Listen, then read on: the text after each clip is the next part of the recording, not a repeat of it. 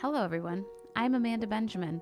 I'm Paul Carganilla, and we welcome you to our mystifying show in which we explore mysteries of the unknown. As they waited, they could see the creature walk up to the porch, peek into the house through the windows, and even pushed against the door. In this live stream and podcast, we'll tell tales of the paranormal and unsolved, while mixing in a little fun and live music as well. Welcome to the Magical Mystery Hour.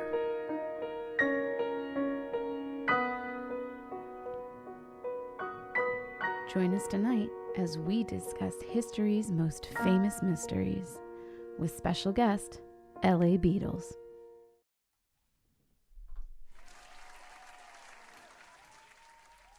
Hi, hello everybody. And good morning. We're recording in the morning. This feels weird. I've got my coffee instead of my vodka. My window's it's open. My fault. I feel like I dictated the early time. I'm sorry. 3 hours is a big difference, and it's midday for me here. Right? You're all like, it's lunchtime. Yeah. I had to set an alarm this morning. The early stuff, because we can, it frees up your evening. It is nice. So with that said, hello everybody in the chat. Thank you for joining us this morning or afternoon if you're on the East Coast, like our special guest LA Beadles. Woo. Thank you so much for joining us again. Yeah, we love having you on the show. I'm always game. This is great. Yeah. This is so different from, obviously these are all of my interests, haunted history, mysteries. We've talked about all of that. But in my day-to-day, I don't get to do this very much. So it's really fun to jump on here, and I love it. Thanks for having me. Thanks for having me back. I feel grateful. So I know. I was telling Paul that I have this, this stretch of days off. And I was like, when should we do our show? And he's like, you're available in the day? He's like, you know what we could do? And I was like, oh, yes. I know, that's rare for you. Yeah, no, this is great. Like, to be able to do this on a weekday like this. Yeah. This is wonderful. So but thank you. I'm just excited, and my topic today is something I've wanted to deep dive into for a long time. Pardon a pun. We'll get there. And this is really cool to be able to jump in with this. So yeah, I know. And we were talking too about topics and stuff, and when we were like, we should have LA back on, and I was like, well, you know what, because you're so good with all this historical stuff, and I was like, I think that's what we should do, and I'm just so excited to hear what you have in store for us. Yeah, I'm excited. I know what yours is now, so I'm really excited about it too. I know. I think we have two really, truly, two of the biggest unsolved mysteries that are so iconic in culture, not just in the US, but kind of globally. Yes. So that's two big ones. Yeah. It was on Facebook. It's it's gonna be epic.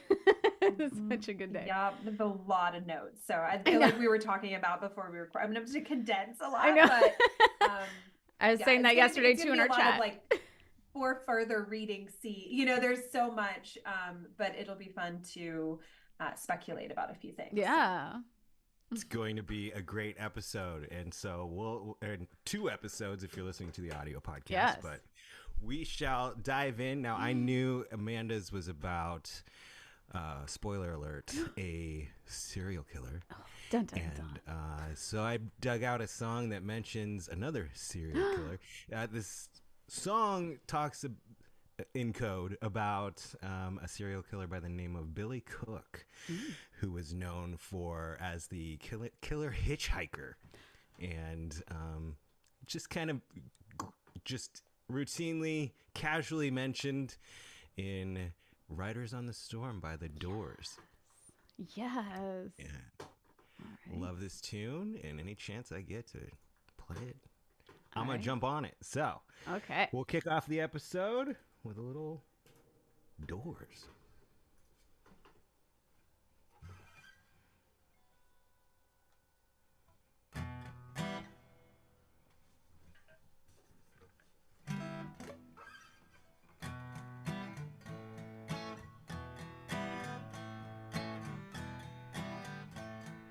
Riders on the storm,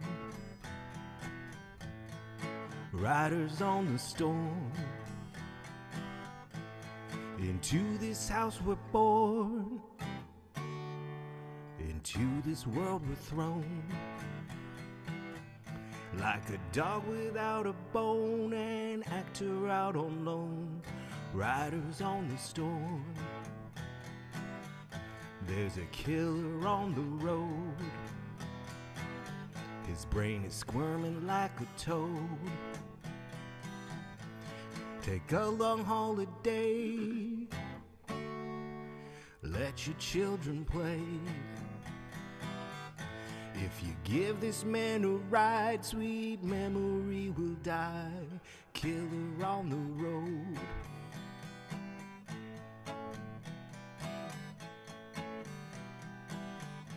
Girl, you gotta love your man. Girl, you gotta love your man. Take him by the hand, make him understand. The world on you depends, our life will never end. Gotta love your man.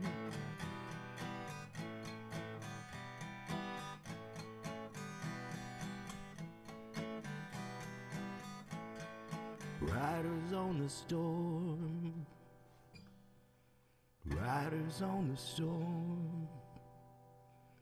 Into this house we're born, into this world we're thrown,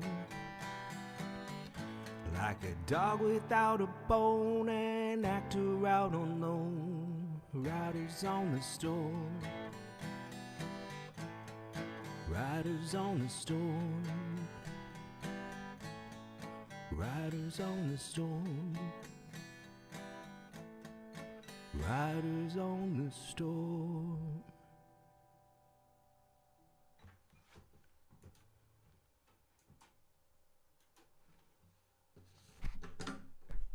All right. Yes. Yay! I love that song. I know. So good.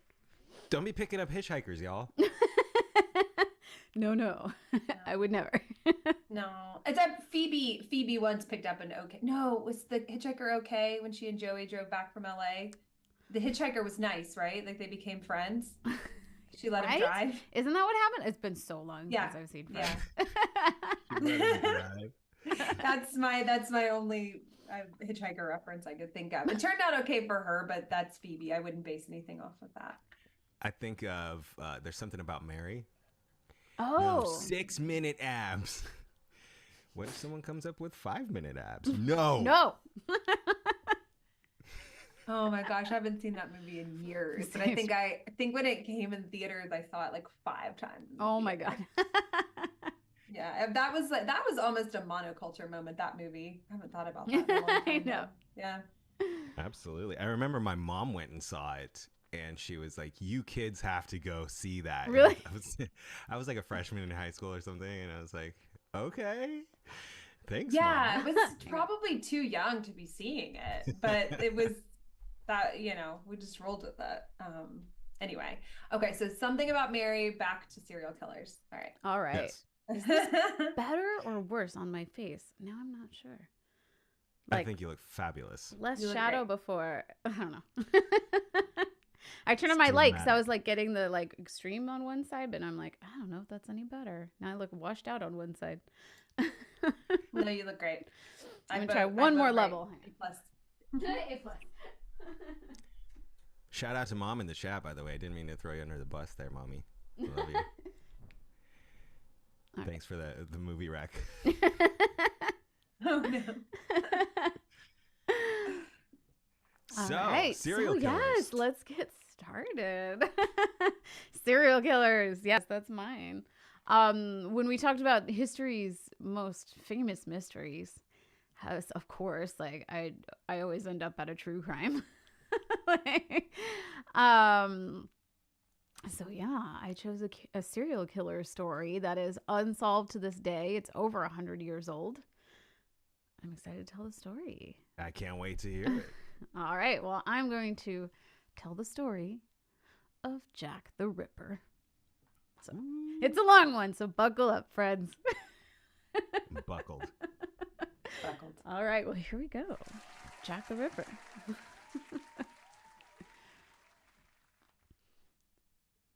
I invite quick, you. Oh, Amanda. go ahead. Yes. Do you have original sound on? Because if you have background music playing, we cannot. I do not have background music on, but Oh, okay. I know. Just wanted to drop in there and Yeah. make sure. Okay, No, I cool. was going to, and then sometimes I do, and then sometimes I feel like I should just add it on later because it's easier to deal with. Just making sure. No, that was a good catch. I don't know. Sometimes I don't know if I should put original sound on or not. I don't know. There's no music, so it's probably good without it. We'll see. All right. Well, here we go. Jack the Ripper. I invite you to close your eyes and immerse yourself in this scene. It's a cold, foggy night on the East End of London. The year is 1888. There are gas lamps lighting the street, giving off a dim and flickering light, casting spectral shadows on the cobblestone streets. In the distance, you can hear the steady clatter of horse-drawn carriages and muffled mutterings of passers-by. Their faces covered by hats, cloaks, and scarves, all to protect them from the bitter cold. But little do you know that something else lurks in the darkness. A figure moves silently through the mist, unseen and unknown. The Whitechapel district, already plagued by poverty and crime, is on the cusp of becoming the hunting ground for one of history's most notorious and elusive killers. In a matter of months, 5 women would have their lives brutally cut short, and their names would be, tragically, etched in the halls of history. Mary Ann Nichols, Annie Chapman, Elizabeth Stride, Catherine Eddowes, and Mary Jane Kelly. They are the unfortunate victims of a shadowy figure who will forever be known as Jack the Ripper. So, first of all, let me show you. We have those 5 victims. There are possibly more, but we have these 5, and they're called the canonical 5. They're the ones that we are, short of knowing who Jack the Ripper is and everything, these are the ones that we know of. Okay, so these are the canonical 5. Okay, and they do go in order. So it's Mary Ann Nichols, Annie Chapman, Elizabeth Stride, Catherine Eddowes, Mary Jane Kelly from left to right. They look very similar. Right? Yeah. He had a type, yes, I suppose. He did. And we'll talk about it. He definitely had a type. And even more, it's interesting that the murders seem to be somewhat random and yet a type. It's like in a way, it's like he picked them at random, but there's a lot in common with them. It's very strange. So, but we'll get into that soon. Life in Whitechapel, located in the East End of London in 1888, was bleak and full of hardships. The district was notorious for its poverty, overcrowding, and rampant crime. If you were to find yourself a resident of Whitechapel, you would likely struggle to find employment. Jobs were scarce, and those fortunate enough to secure work were often overworked and underpaid. And housing conditions were just as bad. Families lived in overcrowded, dilapidated tenements, often sharing a single room with multiple other families. Sanitation was abysmal, and that contributed to poor health and a low life expectancy. Even just compared to other districts in London, their life expectancy was much lower. In these harsh conditions, many turned to desperate measures to survive. Women often resorted to prostitution, leading to an unusually high number of brothels and street workers in the area. Alcoholism was a prevalent problem, with many seeking solace in the numerous pubs that dotted the streets. These establishments were frequently the sites of violent brawls that sprawled out into the public, adding to general sense of disorder. I also should have started with this. I'll try to remember to put it in the podcast. Just putting it out there, this is about a serial killer. I tried to keep everything as non-graphic as possible, but if you were disturbed by any of these situations, of course, just giving you that heads up. It's probably pretty hard to hear about, totally, Jack the Ripper. Yeah, you can't really take some of the stuff. it's like living in that time, I think, was just graphic. It was. To minute. Mm-hmm. So it's hard to avoid. Yes. Yeah. If you're triggered by murderers, you might not want to hear about Jack the Ripper. Mine will be a nice cleanse from that. There's yes, no murder. There's like one tiny incident of murder, but it's relatively murder free. Very small. Little murder. Relatively murder-free story. I like that. That should be the title. That should be the title of the story. Relatively murder-free biography. I'm sure at some point. Well, knock on wood. Relatively murder-free story by L.A. Beadles. Oh no, I was just more thinking like if my husband, just really got on my nerves one day. But I hope he's watching and he heard that. Me too. It's etched into the annals of stream history now. I can't get away with it now. Mm-mm. So, oh well. With these challenging circumstances, the police force struggled to maintain a sense of law and order. In Whitechapel, the murders starkly highlighted the limitations of police and underscored the urgent need for better investigative methods. So now that you have a sense of life in 1888, let's look at the notorious murders of Jack the Ripper. The facts in this case are both solid and elusive. The killer had a distinct modus operandi, and on multiple occasions, he narrowly evaded capture. Despite relentless efforts and countless theories, the true identity of Jack the Ripper remains a mystery to this day. One chilling certainty is that Jack the Ripper claimed the lives of at least 5 women, as I mentioned, the canonical 5. These murders happened between August and November 1888. And while there were actually 11 women murdered between 1888 and February 1891, we don't really think of them as Jack the Ripper because, again, the MO was different. There's just some different circumstances. There are some people who really believe all 11 are them, but again, we only have the 5 canonical ones. And what we have, as I mentioned, the modus operandi, which if you don't know what that is, the MO is basically like a particular way or method of doing something. Okay. And we use it for a lot, but especially in these murders, if we look for those patterns. Many experts point to deep slash wounds in the throat and extensive abdominal as well as genital mutilation, removal of organs, facial mutilations. All of those things are part of what we're going to be looking at. So we're going to look first at the 5 victims. Okay. Our first victim is Mary Ann, sometimes called Polly Nichols. She was born August 26th, 1845, and married William Nichols, who was a printer's machinist, on January 16th, 1864. The couple had 5 children between 1866 and 1879. However, their marriage was fraught with difficulties. Mary struggled with alcoholism, while William was rumored to have been unfaithful. By 1880, their marriage had disintegrated. William accused Mary of abandoning their children for another man, and Mary claimed that William was abusive and adulterous, that he had left them for a woman who worked for them, who was also a neighbor. But in the end, William took custody of the children, which actually often happened back then, and provided Mary with some financial support. However, her life spiraled downward. After their separation, Mary turned to prostitution to survive.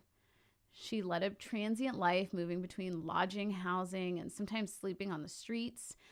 She found herself often unable to afford a bed at all. When William learned of her lifestyle, he completely cut off his financial support, plunging her even further into poverty. In the days leading up to her death, Mary Ann stayed at a lodging house at 18 Thrall Street.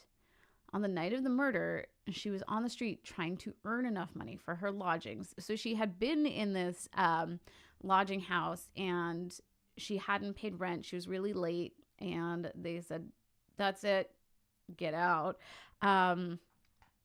So she was out there trying to earn the money to stay there. At 3:40 a.m. on August 31st, her body was discovered by Charles Cross, a carman on his way to work. Unsure if she was dead or just unconscious. Try that again.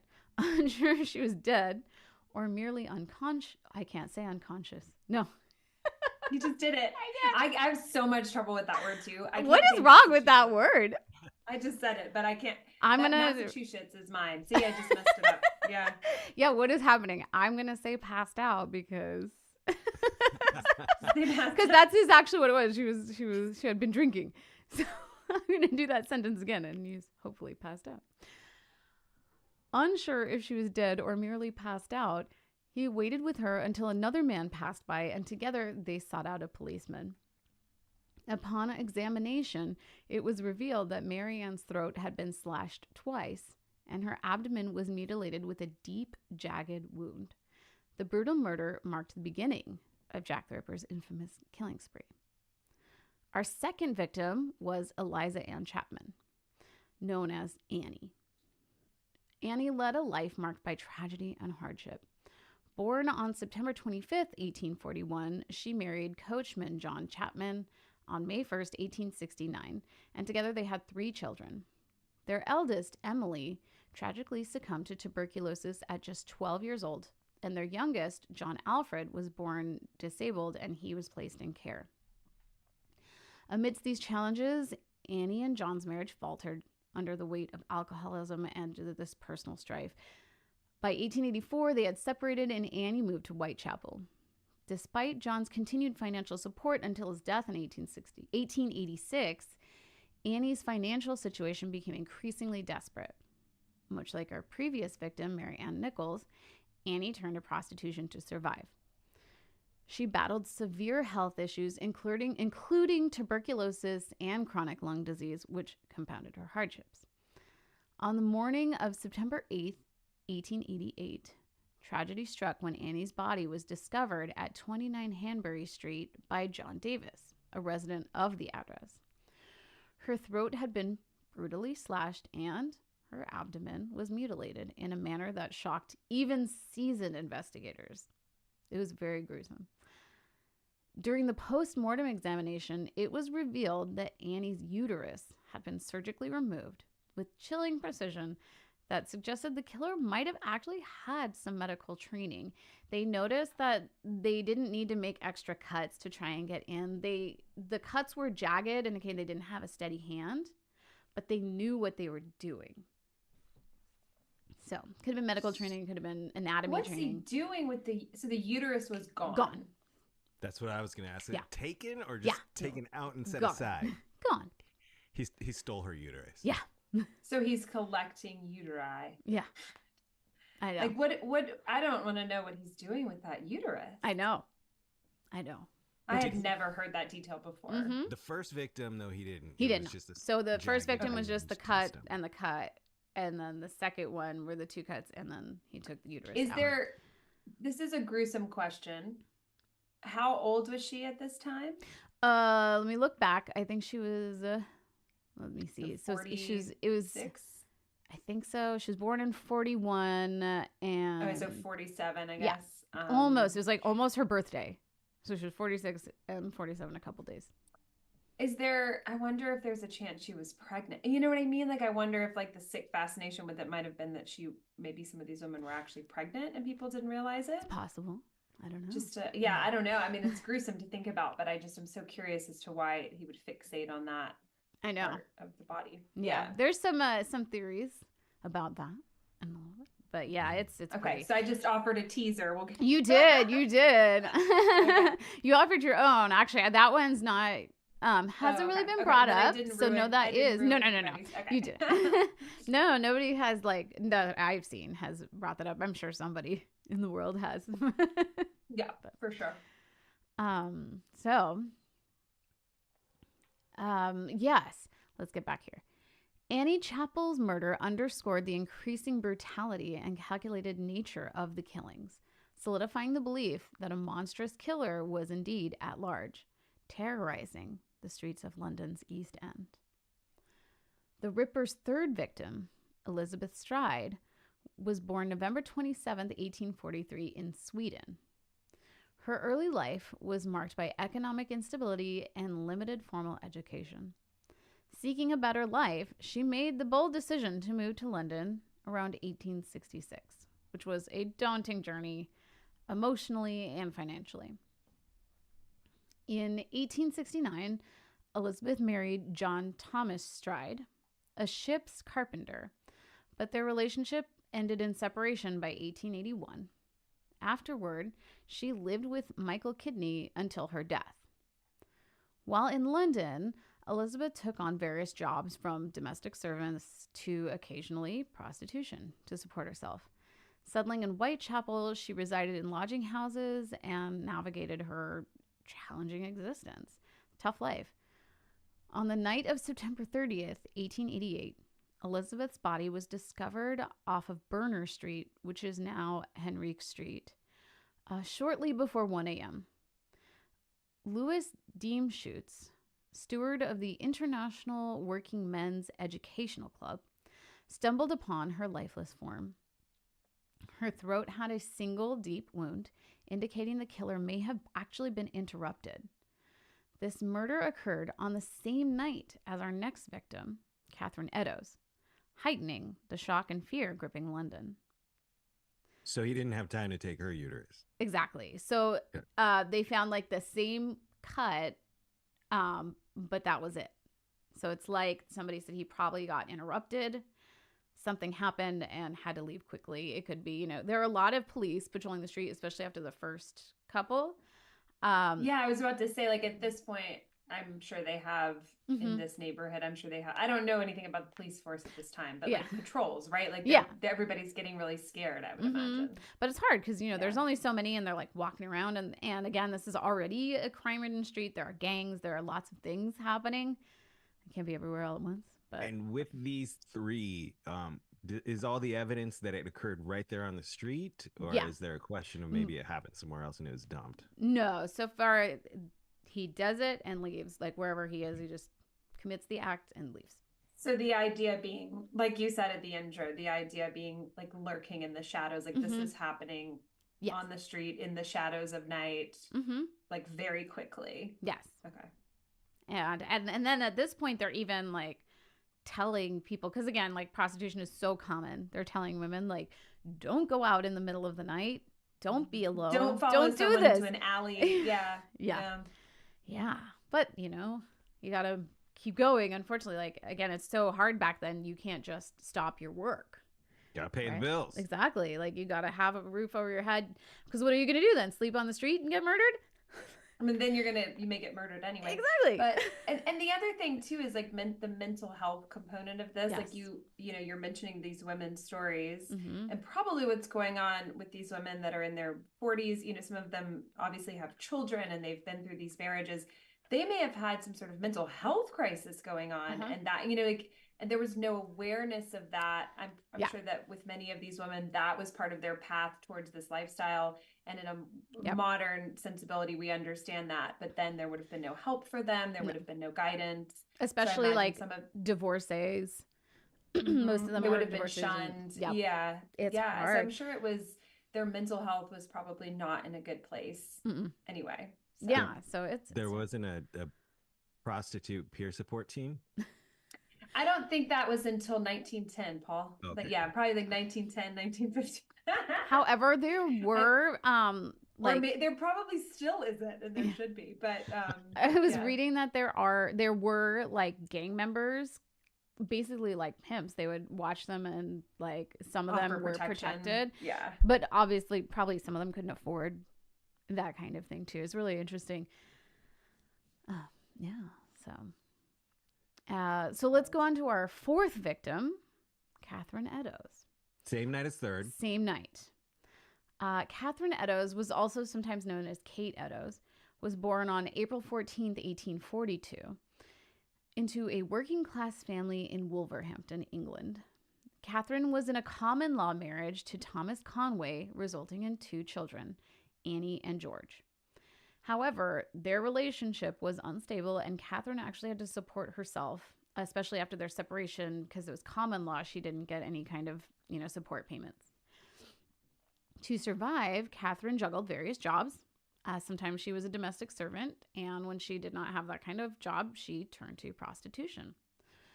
Her life was marred by chronic poverty and exacerbated by heavy drinking, and adding to her daily struggles. So that's another really common thing we see with these, is that they were alcoholics as well, which could be a result of self-medication, which we're talking about with mental health struggles. On the night of September 30th, 1888, Catherine's body was discovered in Mitre Square, Whitechapel, just before 2 a.m. by Constable Edward Watkins during his patrol. Her throat had a deep cut, and her abdomen had been gruesomely mutilated, even more than before, but still very similar to the previous victims. But unlike the previous murders, the Ripper's methodical pace suggested a chilling calmness in his attack. The post-mortem examination revealed that the removal of Catherine's uterus had happened, as well as her left kidney, intensifying the brutality of the Ripper's crimes. This double event, occurring the same night as Elizabeth Stride's murder, sent shockwaves through London. This was getting in all the papers. Everybody's becoming panicked. And it's just a widespread fear. And everybody started speculating on the killer's motives, who it could be, capabilities, what might happen next. It was really a media frenzy. And Catherine Eddowes' tragic death further entrenched the terror gripping Victorian London. I'm assuming, since there would be mention if there was like a trail of blood leading away from the bodies. Right. So if there isn't, we're assuming he's got like some sort of uterus collection bag that he's putting these something in. And it's amazing. I mean, I know it happens at night, and it's like, how is this guy not like covered in blood? How does he see? Or how is he? I was about to say, how is he seeing with precision, any surgical precision, to do this? In the dark. Yeah. It's like, you could in the dark. Flashlight. He's from the future, time traveler. He's got a torch. I'm sure, I haven't read up on it, but I bet if you go on Reddit, somebody's probably made the case for that theory. I'm sure.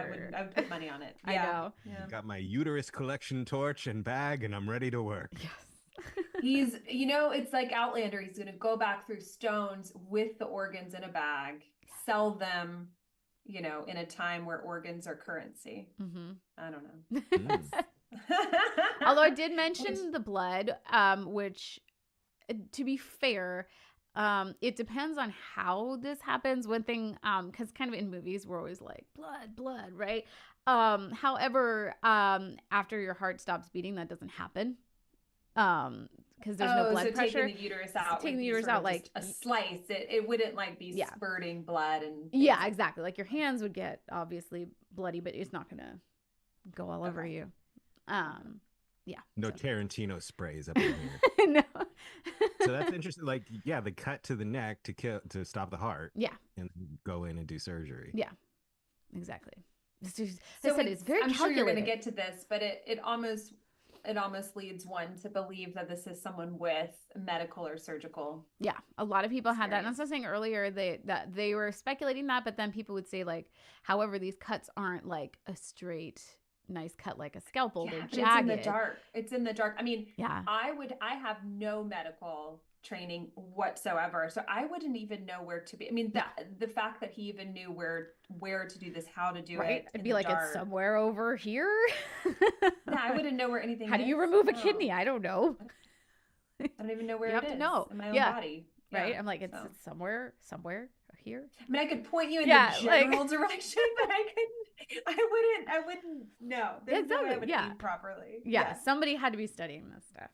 Mm-hmm. So. The final victim among the canonical five was Mary Jane Kelly, a woman born around 1863 in Limerick, Ireland. Unfortunately, we don't know a lot about her early life. Like many women, Mary Kelly was seeking a new life, new opportunities, and she moved to London in the late 1870s.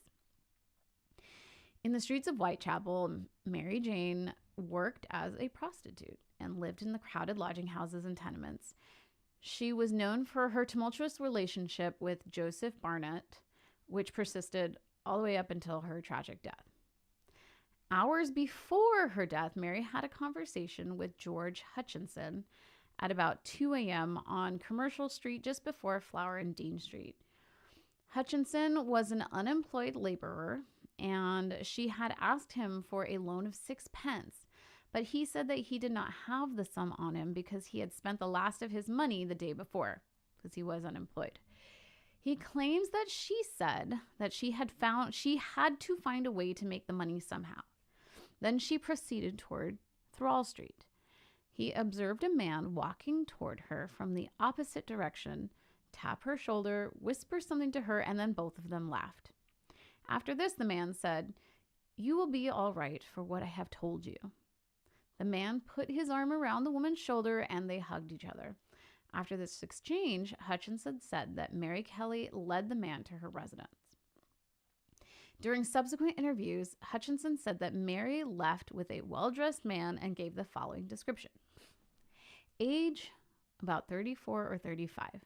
Height, 5'6", complexion pale, dark eyes and eyelashes, slight mustache, curled up at each end, and dark hair. Very surely looking... Wait. That is what that says. Oh, no. That's a weird... Okay. Sorry, this is in his own words, so sometimes they're words that I would never use. Okay, so say, let's see, go back to... Okay, mustache, curled up at each end, and dark hair. Very surly looking dress and a long dark coat, collar and cuffs trimmed, and this also is another word that I don't really know, but it was a lined coat, and it also says, when you read stuff, it says sick when it's misspelling and they leave it, so I'm actually not sure what he's referred to. It says astrakhan, and a dark jacket under.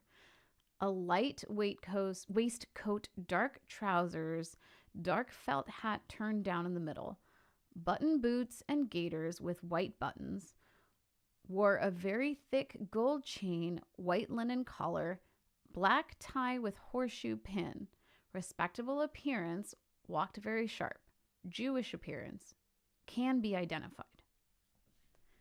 So that's exactly what he said. I mean, that is a very detailed description. Yeah. Yeah, it's pretty detailed, especially in the clothing. Yeah. So on November 9th, 1888, Thomas Boyer, who was the landlord's assistant, was looking for Mary Kelly because her rent was 6 weeks late. He made a horrifying discovery at 13 Miller's Court, Dorset Street. This was in her room. Mary Jane Kelly's mutilated body lay before him at 10:45. Her murder was the most brutal of all the Ripper's victims. Her face was hacked beyond recognition. Her abdomen had been disemboweled. Her heart had been removed. It was a grotesque escalation of the violence that shocked London to its core. Now, I won't give you the complete list of how she was disfigured because it is absolutely gruesome. Like that, just telling you those couple things, that's the light version. If you want to know, you can look into it because, yeah, I will spare you because it's very, very gruesome. Google at your own pace. It really, yeah, exactly. I don't want to. I did a quick Googling a few minutes ago and I regret it. Yeah. So oh, yeah. I was like watching videos and most of them did kind of what I did. And then there was one that like listed the complete, they like did all the complete thing. I was like, oh my God. Wow. So yeah, so I'll spare you. Did you mention, did he take her uterus or just her heart? He took her heart for sure. I'm trying to think if because it didn't mention that he took the uterus, although I think he did. But it didn't mention on here because she was like disemboweled everything. Pretty much like everything was gone. Or if it wasn't, yeah, I was going to say if it wasn't gone, it was out. Yeah. Yeah. A few days after the murder, Hutchinson went before the press and claimed to have seen the man accompanying Mary Kelly again. He began to follow him with the intention of hunting him down, but the man noticed him and ran, and he was never spotted again. These horrendous murders and the eerie similarities in the Ripper's methods ignited widespread panic and outrage and intensified the hunt for Jack the Ripper. So as we delve deeper into this case, the first thing you'll notice is that there's a lot of patterns here, right? Some of the MOs we've seen, right? A lot of them were divorcees. There was a lot of alcoholic victims, There was throat slashing, abdominal slashing, missing organs, especially uterus and kidney.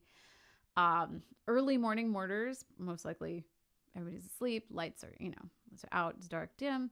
We have these secluded areas, dark alleys, and you also notice like the increasing brutality. The only one that wasn't as bad as the others was the one that was rushed. And they're all in their 40s? They're all pretty close, the same age. Let me see, except for one of them was a little bit younger. Let's see. 30s and 40s. Yeah, right around there. Which is interesting because, if it's, oftentimes if it's like a hypersexualized crime, you will see younger, very attractive females, or like it's interesting that, not that these women weren't attractive, I'm sure they were, but it's just interesting to me that they are, especially at that time, that would have been considered a little bit older for a woman. Historically, it's very interesting that prostitutes were commonly this age at that point. And I don't think I really knew that. That's sort of surprising to me. But it is interesting that they all do look kind of similar. They all are a similar age. Yeah. And I put their pictures up too again. Yeah, that is, it's just intriguing. It feels very targeted. And it's like, that's what I was saying in the beginning. It's like it was random and yet not. And so it's hard to say whether their stories. Yeah. But maybe it is random, and maybe if you were to look at the whole history of Whitechapel at that time, maybe 60% of the women working as prostitutes in this area were 40 and above, and that's just what was going on. So maybe it was random, and we're just not as familiar with whatever those patterns were. So I guess that's possible, and it was just totally random. But that strikes me as so interesting. Right. Yeah, like the similarities in their stories. It's like, but yeah, I guess that's who would be pushed to prostitution. Yeah. If you had a story like that. So it kind of seems like he knew them and knew their stories, but then at the same time, it's like, well, probably most of the prostitutes out there kind of had the same background. It was a rough time in history. It's hard because we have like this thing today where it's like, oh man, like we romanticize the past. I wish I was in this era, but it's like, no, really, we are really lucky to be living when and where we do. To be a woman. There's a lot of talk about how it is difficult to be a woman in some ways now, but I certainly wouldn't want to go back in time. But it's way more difficult for these reasons. For example, was there a sense that there was a sexual violation of these women? No. Okay, interesting. Yeah, it did not seem to have anything to do with that. Okay. Yeah, it's weird. So the police response to the Jack the Ripper murders during 1888 was initially marked by confusion and frustration. The Metropolitan Police, led by Commissioner Sir Charles Warren, faced immense pressure from the public and media to capture the killer. Despite deploying large numbers of officers to patrol the streets of Whitechapel and conducting extensive interviews, like we heard earlier, with witnesses and suspects, the police struggled to gather any kind of concrete evidence or identify the perpetrator. The investigation was hindered by a lack of forensic technology like we have now. It makes it a lot easier for us to catch and identify people today. And of course, the streets were like a labyrinth back then. You could turn a corner and somebody can be around another corner in an instant, because they can hear you coming. It's just really difficult for them to get anything. This provided ample opportunities for the Ripper to evade capture. As the murders continued and the public outcry grew, police faced criticism for their inability to apprehend the killer and led to several resignations within the police force.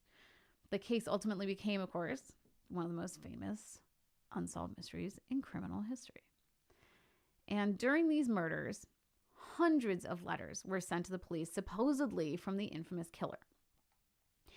The letters played a major role in the public's perception of not only the murders, but also of the police handling of the case. There are a few letters that really stand out.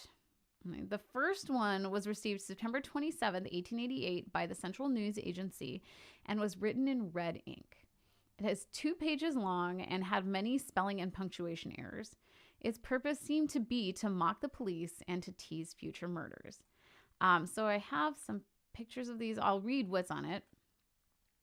This one is called the Dear Boss letters, or the Dear Boss letter. And it says, Dear Boss, I keep on hearing the police have caught me, but they won't fix me just yet.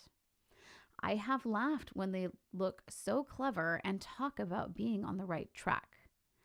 That joke about leather apron gave me real fits. I am down on whores and I shan't quit ripping them till I get buckled. Grand work the last job was. I gave the lady no time to squeal. How can they catch me now? I love my work and I want to start again. You will soon hear of me with my funny little games. I saved some of the proper red stuff in a ginger beer bottle over the last job to write with, but it went thick like glue and I can't use it.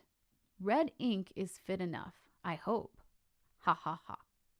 The next job I do, I shall clip the lady's ear off and send the police officers just for jolly, wouldn't you? Keep this letter back till I do more work, then give it out straight. My knife so nice and sharp, I want to get back to work right away if I get a chance.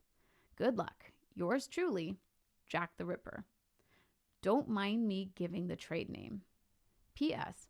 Wasn't good enough to post this before I got all the red ink off my hands. Curse it. No luck yet. They say I'm a doctor now. Ha ha. So that's the first letter that was sent. And they feel like it is credible. It's likely to be from Jack the Ripper. And that's how Jack the Ripper got their name. Because it mentions that clipped ear, which we actually did see in the second murder. He didn't get to cut it all the way off like he said he would, but there was a little piece missing apparently. So, and then if this is him, it's the introduction of his motive, right? Because he's basically implying that he feels like it's his job to clean up the streets. Something, or to purge the world of maybe what he views as like these evil women that are doing this job that he doesn't approve of. Yeah, it could be, or something else in his mind. Like it could be his job is to study, right? The body, or it could be, oh yeah, then he's practicing becoming a doctor, whatever it is, he feels like this is his job and he's excited to do it. You may be planning on mentioning, but the hundreds of letters they received, do they think they all came from the same person, or was no? So these ones that I'm going to show you, they think we're all from the same person. There's one that's a little different. They're sketchy about, but two of them they've pretty much said are from the same person, and there's kind of corroborating evidence. So, and are these letters still in archives? Are they still do they exist? Most of them do. I think one of them, I forget if I mentioned that, one of them was lost because they went, oh yes, this is, and then they kept it and then eventually kind of just threw it away. And one of them was tracked down, but not all of them are around anymore. The case still open is the question. Yes. I guess you'll get to that. Yeah, because if you've still got the letters, you've got DNA, and now we have technology. Yeah. Okay. Easing of justice. Yes. So the next one is called the Saucy Jackie postcard. So it wasn't a huge letter. It was a smaller postcard. And it was received October 1st, 1888, also to the Central News Agency. And it referred to the murders of Elizabeth Stride and Catherine Eddowes. So let me pull that one up for you so you can see. Some of these are recreations. So let me see. Yeah. And so you can see it's like has marks like blood or ink or something on it. And it says, I was not codding, dear old boss, when I gave you the tip. You'll hear about Saucy Jackie's work tomorrow. Double event this time. Number 1 squealed a bit, but couldn't finish straight off. Had not time to get ears for police. Thanks for keeping last letter back till I got to work again. Jack the Ripper. And so when they got these letters, it was, let me get back here. All of the details hadn't been made public. There is one kind of problem is that the journalists did know what happened. So it wasn't only police and Jack the Ripper who knew everything. There were some people who also knew details. So it's hard to say for sure. It could have been journalists, but they think it's from Jack the Ripper. Or maybe Jack the Ripper was a journalist. A few things worth noting here, and I think I talked about that actually here. Yes, because they talked about exactly that. They thought perhaps a journalist had authored the postcard as well as the Dear Boss letter, because they seemed to be by the same person. In 1931, journalist Fred Best of the newspaper The Star claimed that he and a colleague had written the letters and signed Jack the Ripper in order to keep the business alive, which is entirely possible. But at the same time, we know a lot of people at the end of their lives actually claim to be somebody famous. And this happens all the time. It's even in prison. Yes. And even in prison on death row, that's happened. Yeah. People claim, oh yeah, I did that. And then there's no possible way. But that is a possibility that they faked these letters. There's the possibility that these people actually did it. I don't know. And the third letter that I'm going to mention is really famous. It's called the From Hell letter. It is the most unhinged letter of all. It's, you'll see the writing style, and the spellings and everything is very different. It doesn't quite make sense. It was received October 16th, 1888 by George Lusk, who was the head of the Whitechapel Vigilance Committee. It was accompanied by a small box that contained half a kidney, which the writer said belonged to Catherine Eddowes. The kidney was later examined by a local doctor and was, in fact, believed to be a human kidney. This gave the letter credibility and fueled terror of the Ripper. Okay, so the From Hell letter looked like this. So you can see it's like the writing is already very different. It says at the top, From Hell, Mr. Lusk, sore, which it looks like it just kind of got muffled. I think it's actually sorry. I send you half the kidney I took from one woman, and again, it's misspelled. It says preserved, but preserved it for you. T'other piece I fried and ate. It was very nice.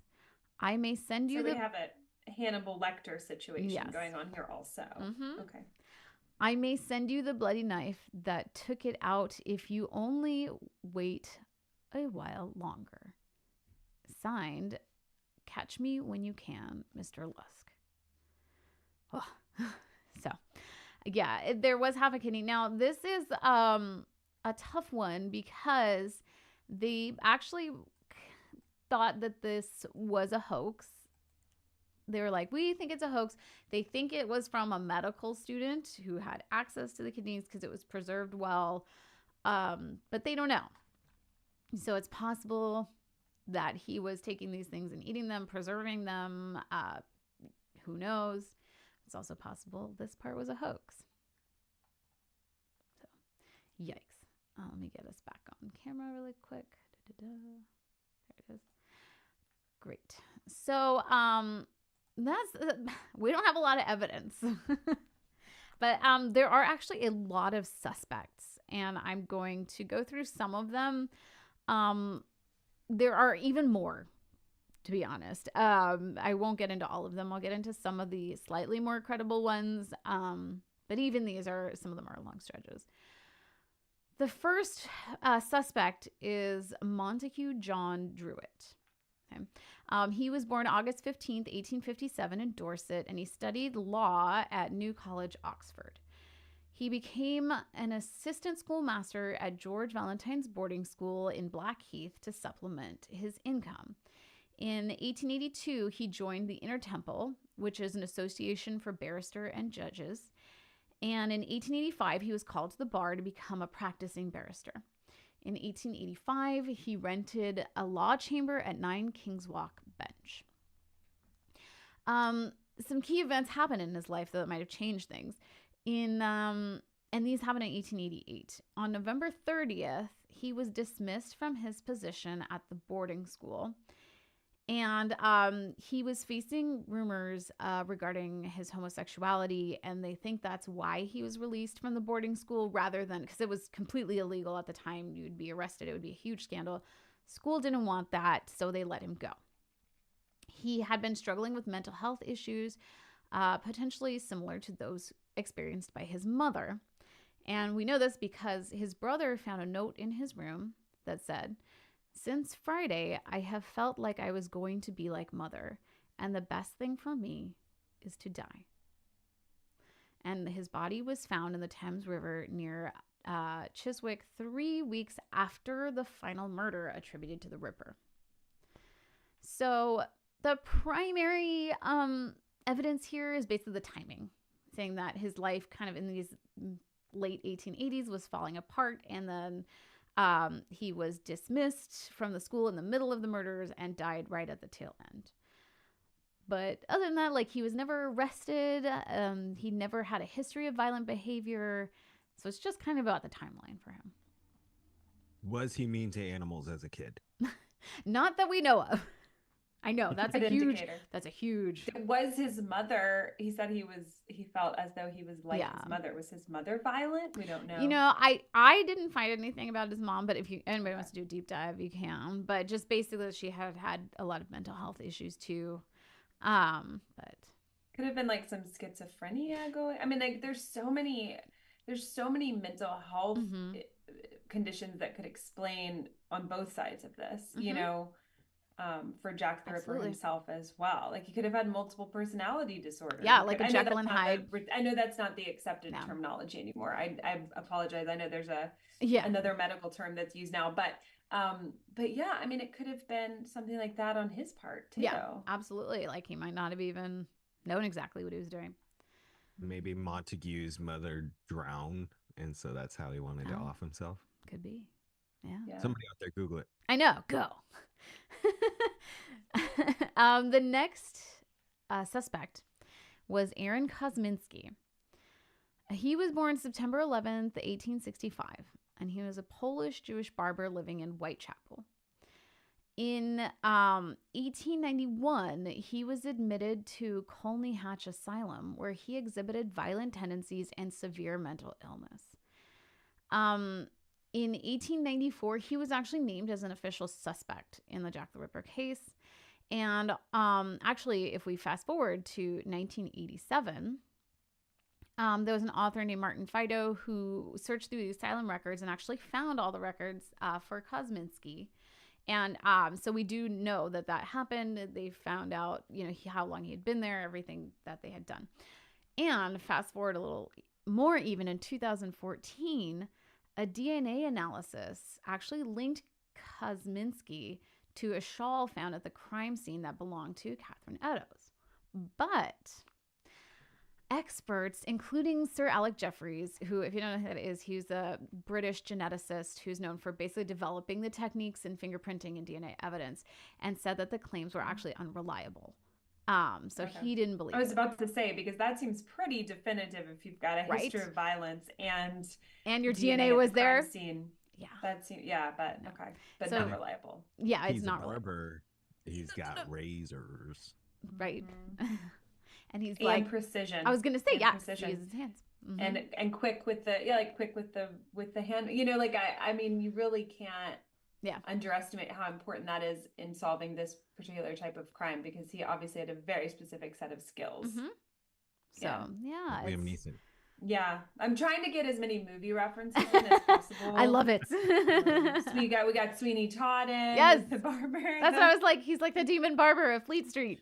Come on. Yeah. So the next one, Michael Ostrog. This one's very, it's a very loose connection. I don't really buy it, but a lot of people talk about him. He was born in 1833, and basically he was just a con man and a thief. And he was from Russia. He used a lot of aliases. One of them, he called himself Max Grief in 1863. He claimed that he had been a surgeon in the Russian Navy, which a lot of people went, we've got a con man, a thief, a surgeon. Okay. Because obviously the Ripper had some kind of anatomical training. There was, however, no evidence that he had ever committed any crimes more serious than fraud and theft. Nothing more serious than that. Yeah. Just a little fraud and theft. And it's like relatively murder-free. Yeah, that's pretty murder-free. Yeah, no organ collecting in his past. So we're good. Yes. And however, he had been jailed for petty offenses in France right around the time of the murders. So that's probably not him. He is probably not it. Some people say, oh, maybe the dates were wrong, maybe he got out, but yeah, I don't really believe that one.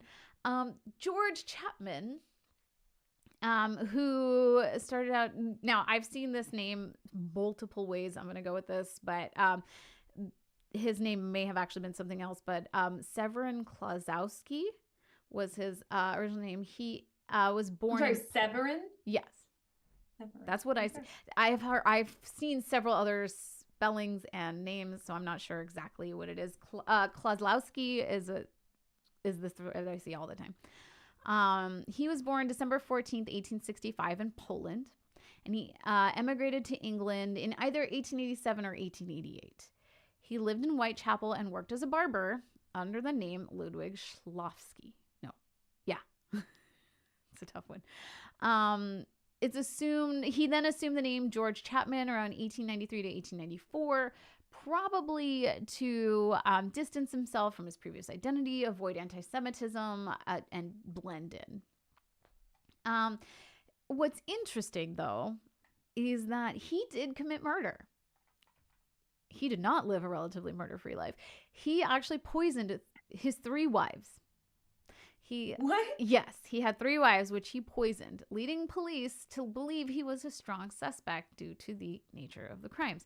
Yeah. However, he didn't like to cut people up. He used poisons, right? So it's totally outside of the MO of Jack the Ripper. Mm-hmm. And we know one thing about murderers from our whole culture of listening to true crime and watching true crime. They stick to their They really do. Stick to their, they have one, they like their specific way that they murder. Yes. So probably not. It is possible, like the Zodiac killer did change in the beginning. He used a gun and then knives. It's possible, obviously, but it's so he poisoned 3 wives. Was it like all at the same time? No. Or were they going into the marriage knowing, he's a widower? Last 2 wives were poisoned? Well, they didn't. I don't think Or they died. knew. Yeah, they just thought, because if you see, like, historically, it happens that they poison people very slowly. Like, that was a thing. Or it was super common for people to just have multiple ex-spouses because people died all the time. Yeah. And you would be surprised how much this has happened even in modern. This is a quick aside, but no joke. Growing up, I grew up in Shreveport, Louisiana. And I'm remembering the details as best I can, so no one take this as official record. But my dad told me about this, I think when I was a teenager, and it freaked me out. But I looked it up in old newspaper reports, and it was real. There was a woman in my hometown that had 4 husbands that had all died mysteriously. And she was known as like the Black Widow of the town. And she had like married a 5th man had married her. Oh my God. But all 4 of them had died under such similar and weird circumstances that it was like town lore. Yeah. I mean, why would you marry someone in that situation? I guess you just have to accept that that's your fate as well. It just blows the mind. It does. But this happens all the time. Mm-hmm. It's weird. Make sure you're doing the dishes and take out the trash. Right? It's like the ultimate challenge. It's like, I'm going to be the one that they don't murder. I'm going to be so good, you know? So yeah, he was actually, he was hung for his crimes, April 7th, 1903. Okay. Francis Tumblety is a really interesting one. He was born in 1833, and he called himself an Indian herb doctor. He was from America, and he wasn't actually a doctor at all. But that's what he called himself. And he had a long history of criminal allegations, including being implicated in the assassination of Abraham Lincoln. But the charges were dropped. Oh my gosh. My story also has an Abraham Lincoln connection. What? I'm not kidding. This is wild. Yes, I love it. I love it so much. Okay. So he was first considered a suspect, believe it or not until 1995.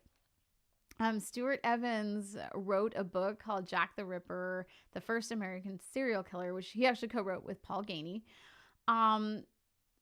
Some of the reasons, well, when he frequently visited London a lot, and because he had a string of crimes in America, a possible connection to Lincoln, he was just constantly under police surveillance whenever he was there.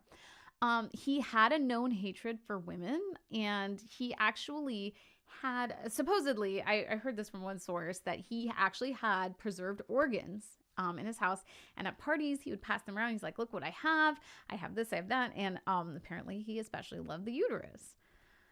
So yikes. Some H.H. Holmes vibes going on here. Yes. I had this thought in my head a little while ago. It's so random to ask. H.H. Holmes, was he ever brought up as with the timing Not wasn't that right? I don't he think wouldn't so. have been okay. He wouldn't have been in England at the time. Yeah, I don't think so. And he even stayed about 15 minutes from the murder sites.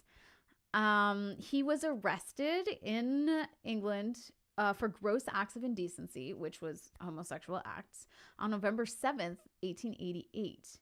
And he was released on bail the next day, just in time for one of the murders. He fled to France after realizing that he was becoming a suspect. On November 20th, he fled to France and then to the U.S. while he was awaiting trial and never returned. So he died in 1903 in St. Louis, Missouri from heart disease. I know. Another suspect that's really interesting is John Pizer. He was born a little later, 1850. He was known as Leather Apron. Okay. He was a bootmaker, so he had a leather apron, which is one thing that they referenced in the letters. And he did have a prior conviction for a stabbing. And he also was suspected in a string of assaults on prostitutes. He was actually arrested on September 10th, despite no evidence at all linking him to the murders. He ended up having an alibi for two of the murders. One of them was that he was staying with relatives during one. And the other one is that he was talking with a police officer while looking at a fire that was happening during another. However, what an alibi! What an alibi! I'm sorry. At the exact moment of this murder, right? I was just a police officer watching a fire. I know. It's a very convenient alibi. I know. Like the first one, you're like staying with relatives. That's that's kind of. I was with officer so and so looking at the fire. Officer's like, yeah. Maybe the officer's in on it. Who knows? Well, that's a whole nother theory, I'm sure. Yeah. Corrupt cops. Yes. Yeah. He was actually nearly lynched because of the rumors and newspaper headlines. There was one newspaper headline that came out that said he was caught by the police, that he is Jack the Ripper. And then so when he was seen on the streets, people nearly lynched him. Thankfully, they didn't. And he received compensation from at least one newspaper for this. And he died in 1897. There are a lot of others that I'm not even going to touch. There's one that the original witness, Charles Cross, may have actually been in the middle of the murder when he came through. There's another one, Hutchinson, who gave that very detailed eyewitness statement. A lot of people think he made that stuff up. It's too detailed. It's too perfect. And then, like I said, there's just several others. So if you want to go look at that, look into it. Is there, two-pronged question. One, is there a consensus on who the most likely one is? Is it the American guy? No, that's a really new one. And there was a whole documentary on it, which is interesting. A lot of people still go with Kosminski because of the DNA evidence, but there's not really a front runner. The only one that I said no was that Montague Druitt. MJ Druitt is just, to me, that's like, he just not. Yeah. To me, it's the other ones that are more. There is this really cool new theory, though. I am going to go into this one because it's cool. So this is actually, you can find this on TikTok. She does a whole video on it. Her name is Kiki Shear. And so cool. She actually speculates that Jack the Ripper is the famous artist Edgar Degas. Okay. So, Degas. Oh my gosh, I just got like a chill when you said that. Yes. Because my daughter was wearing a shirt. She has a shirt the other day that has like Degas and the dancers on the back of it. So now I'm like, I have to get rid of the shirt. Well, I mean, it's not for sure, but it's really interesting. Speculation. So that was a portrait of him. And he was an artist, if you don't know. And during the murders, he would have been about in his early 50s. He was actually living in France, okay? But There's a lot to do with this. First of all, he had a developing hatred for women. He was known as a misogynist, and as he got older, everybody noticed that he was getting worse and worse over time. He had this hereditary condition called Stargardt disease, and that causes blindness over time. What happens occasionally, this doesn't happen with everybody, but sometimes when you have that degradation, your actual like frontal cortex, your occipital lobe, they start to atrophy, and it can actually basically go dead. This part of the brain right here behind your eyes, the part that can go dead, is involved in your judgment, morality, making good choices. So if you ever, there's a lot of studies, this guy got a spike. He was working a rail, got a spike in his head, and his personality completely changed. So it's possible that his frontal lobe was deteriorating throughout his life, causing him to become worse and worse. And today we now know that serial killers, psychopaths, they all have that kind of abnormality in the brain behind their eyes. So it's entirely possible. Degas was, of course, very wealthy and had a lot of connections, social networking, everything. Not our kind of social networking, but you know, he had a really great social network. The old school, yeah. OG, yeah. He frequently traveled to London, and he was usually there once a week. He took a 2-week trip to the south of France all by himself during 2 of the Ripper murders, during which time he sent tons of letters. I mean, tons and tons and tons of letters, and very detailed to all of his like most famous friends, even friends he hadn't talked to. She's wondering in this if it's actually just an alibi. Trying to be like, yeah, I did this today, I did that today, here I was, because he never sent these letters to people before or after. He wrote, they said, more letters here than in the 5 years before or after these murders, before or after this time period. And especially he sent them a lot to people who were gossips, so they would kind of spread the word about what he was doing. He did have anatomy expertise. As an artist, he had a really strong understanding of human anatomy. He'd even attended several human dissections. He was not a surgeon, but he probably did know where everything was. So he would not have had a steady hand like a surgeon, but a pretty skilled hand as an artist.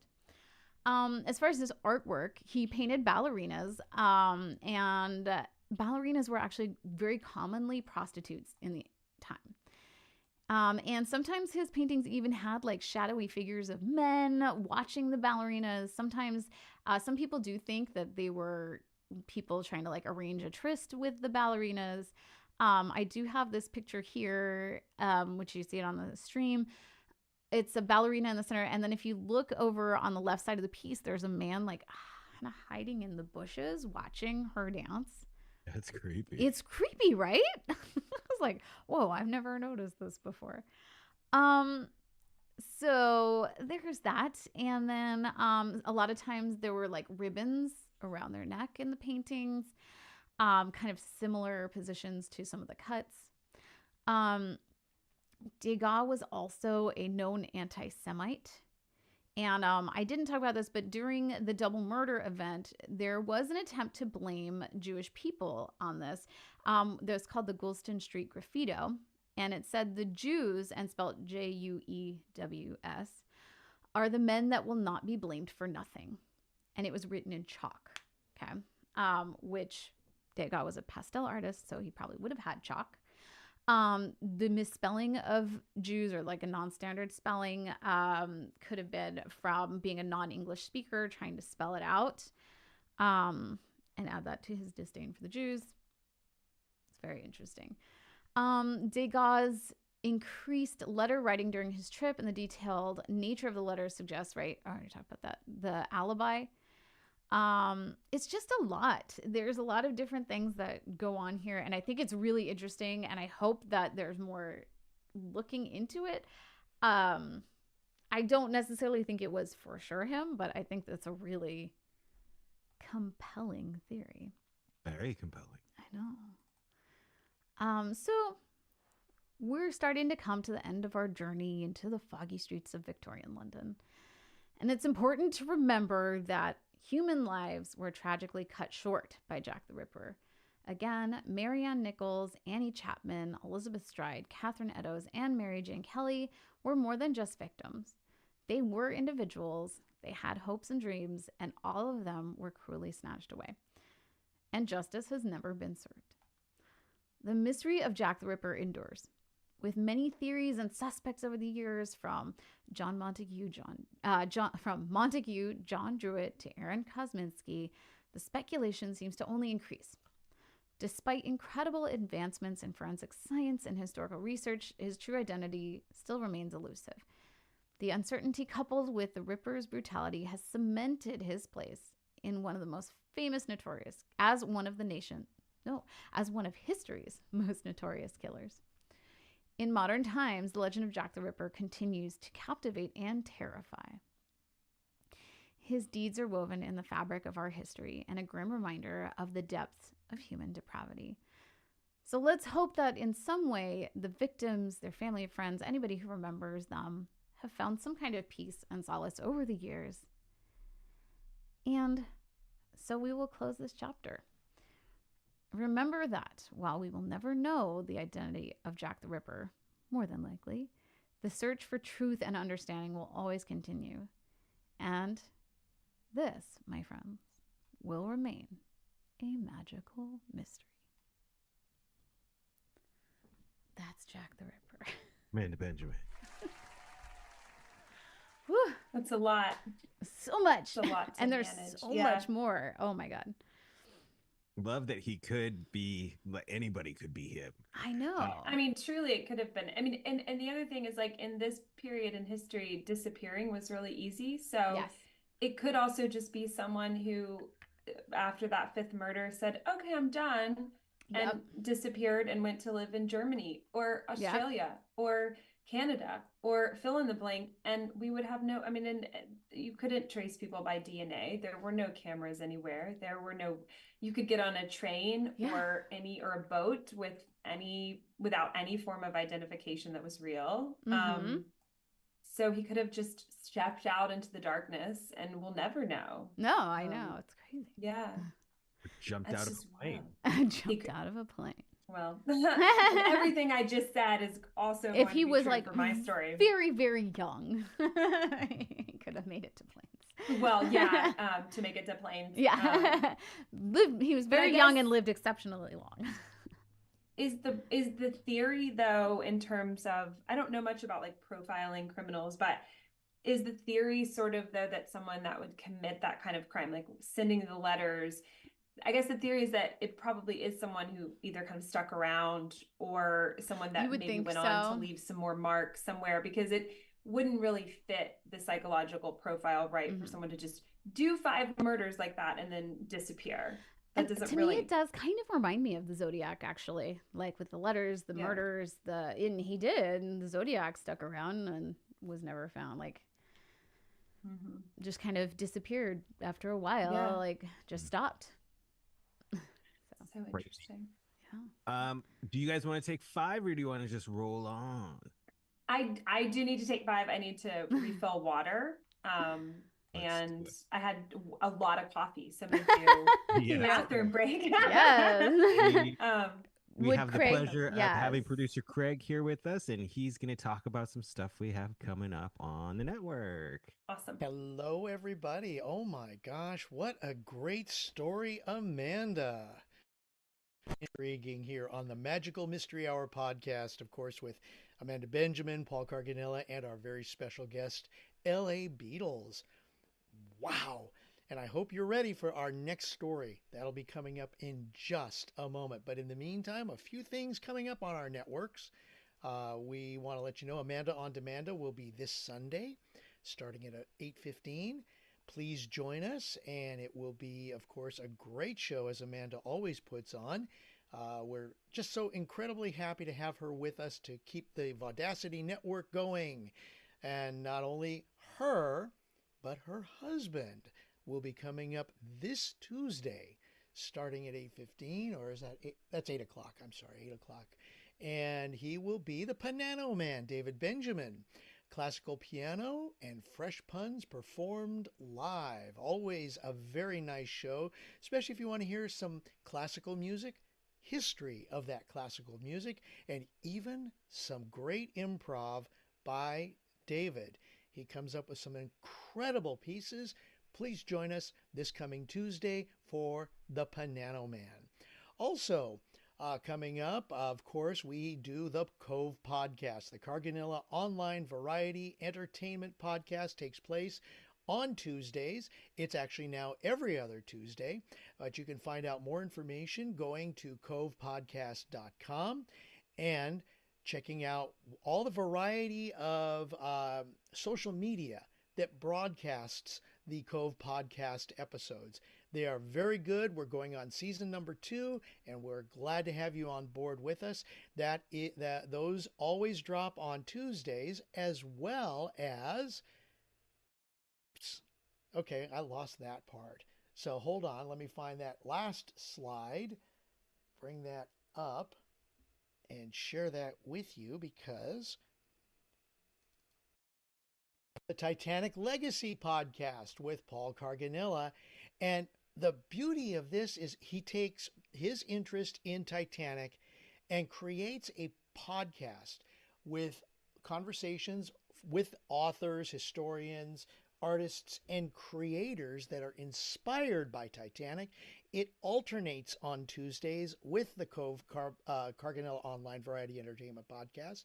So please make sure to check your podcasts on the variety of social media that you have for Titanic Legacy and Cove Podcast. We invite you to join us, to like and share all of our content out there to people with ears that hear. And it also helps spread the word about these amazing shows that we have on Vaudacity Network, Cove Podcast, and Titanic Legacy Podcast. So with that being said, let's get back to I would also the like Magical Mystery Hour.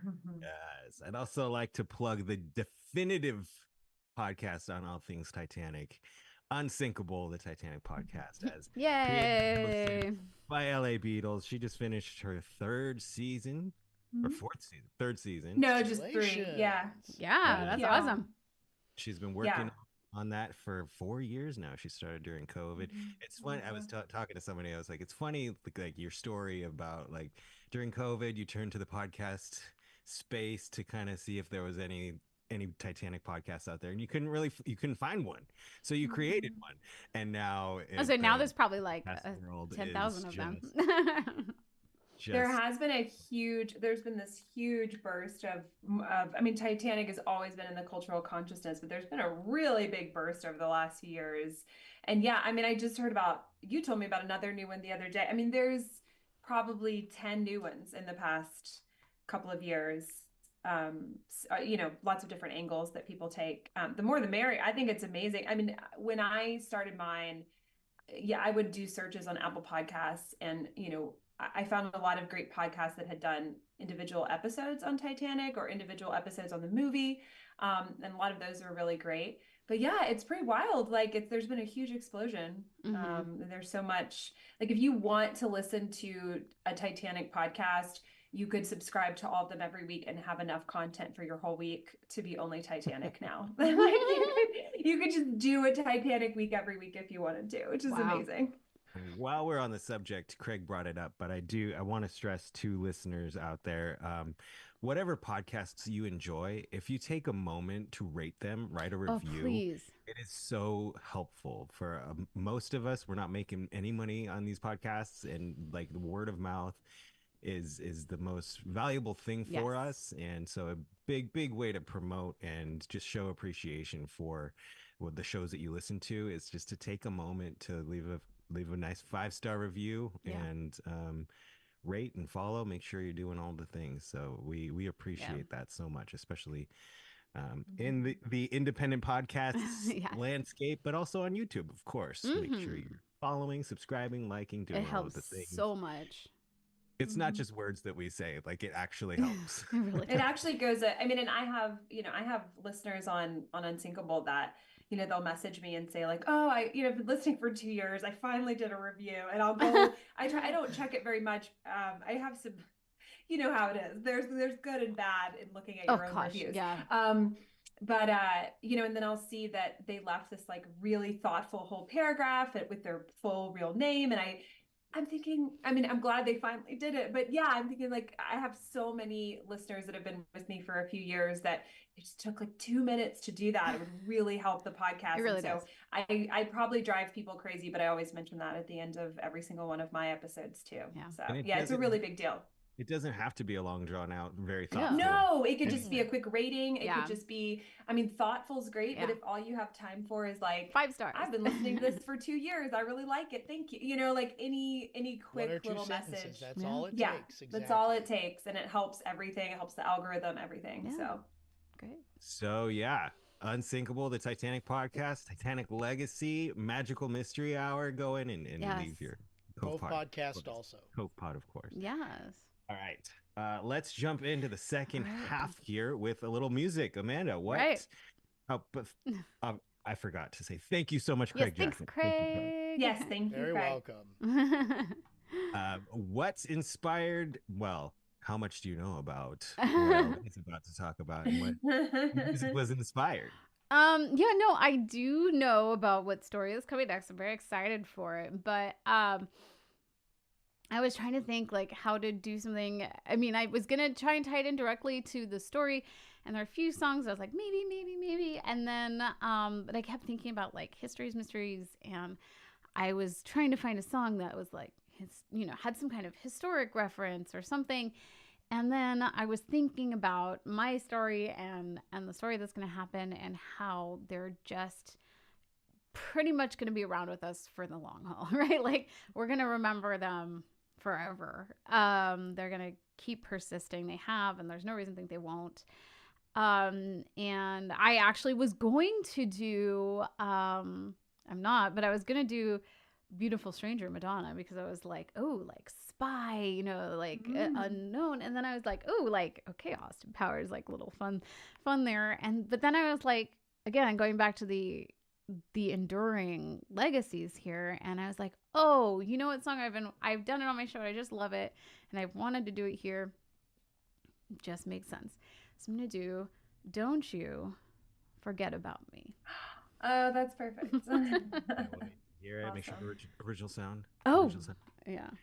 And ladies and gentlemen, here's Amanda Benjamin. All right, here we go. Let's see. I don't know how the level. Let me just check a level really fast. Let's see. I think that's probably good. All right, here we go. This is Don't You Forget About Me.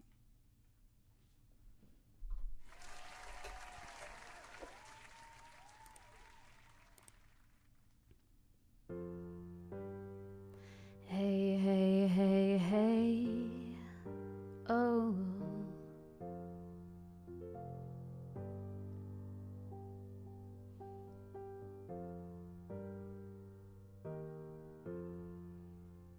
Won't you come see about me? I'll be alone, dancing, you know it, baby. Tell me your troubles and doubts, giving me everything inside and out. And love's strange, so real in the dark.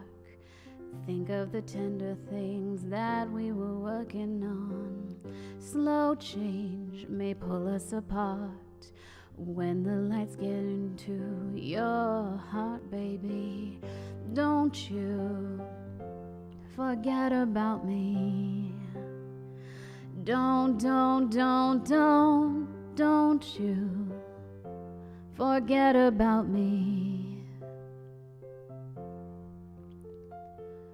Will you stand above me? Look my way, never love me. Rain keeps falling down. Will you recognize me? Call my name or walk on by. Rain keeps falling down.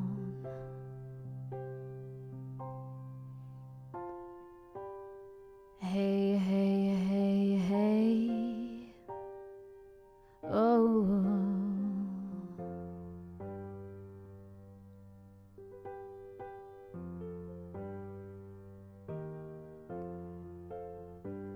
Don't you try to pretend it's my feeling will win in the end. I won't harm you or touch your defenses, vanity, insecurity. Don't you forget about me. I'll be dancing, baby, going to take you apart. I'll put us back together at the heart, baby. Don't you forget about me. Don't you forget about me. As you walk on by, will you call my name? As you walk on by, will you call my name? When you walk on by, or will you walk away? Will you walk on by? Come on, call my name. Will you call my name? Will you call my name? Will you call my name? Yeah, will you call my name? I say la, la la la la, la la la la, la la la la la la la la la la, la la la la, la la la la, la la la la la la la la la.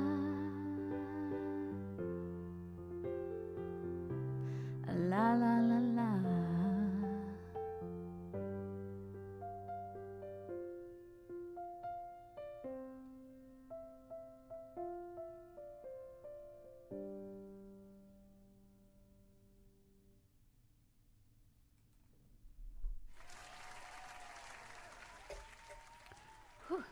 That was really good. That song was very well suited to your voice. Oh, that thanks. was really beautiful. Thank you. I love when you do those stripped down, Yes.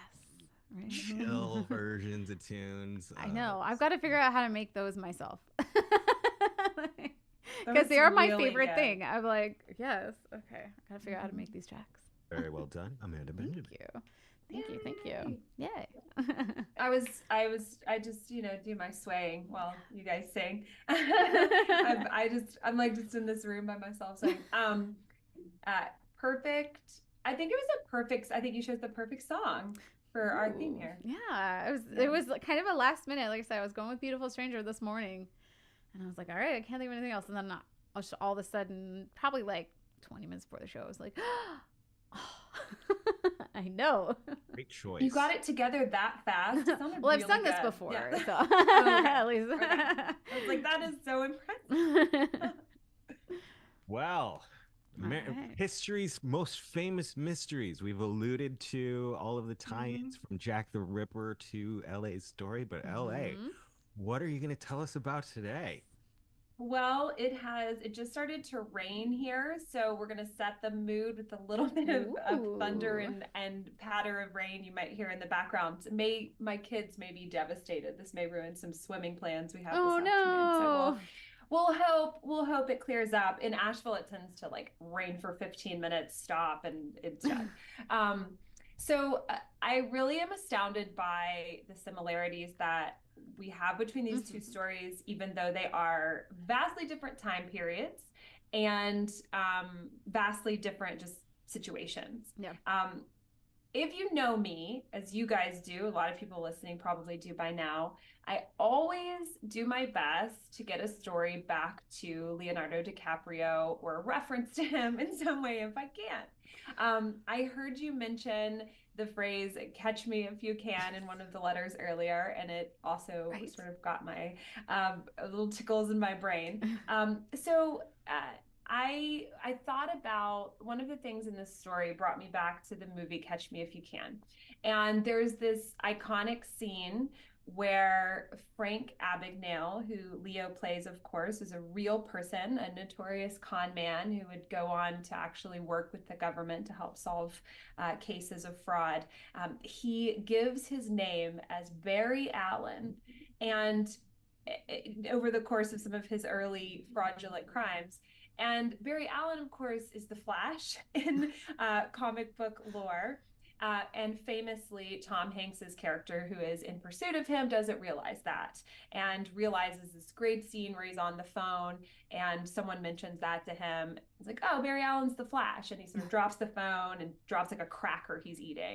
And he's like, oh gosh, like I've been fooled, right?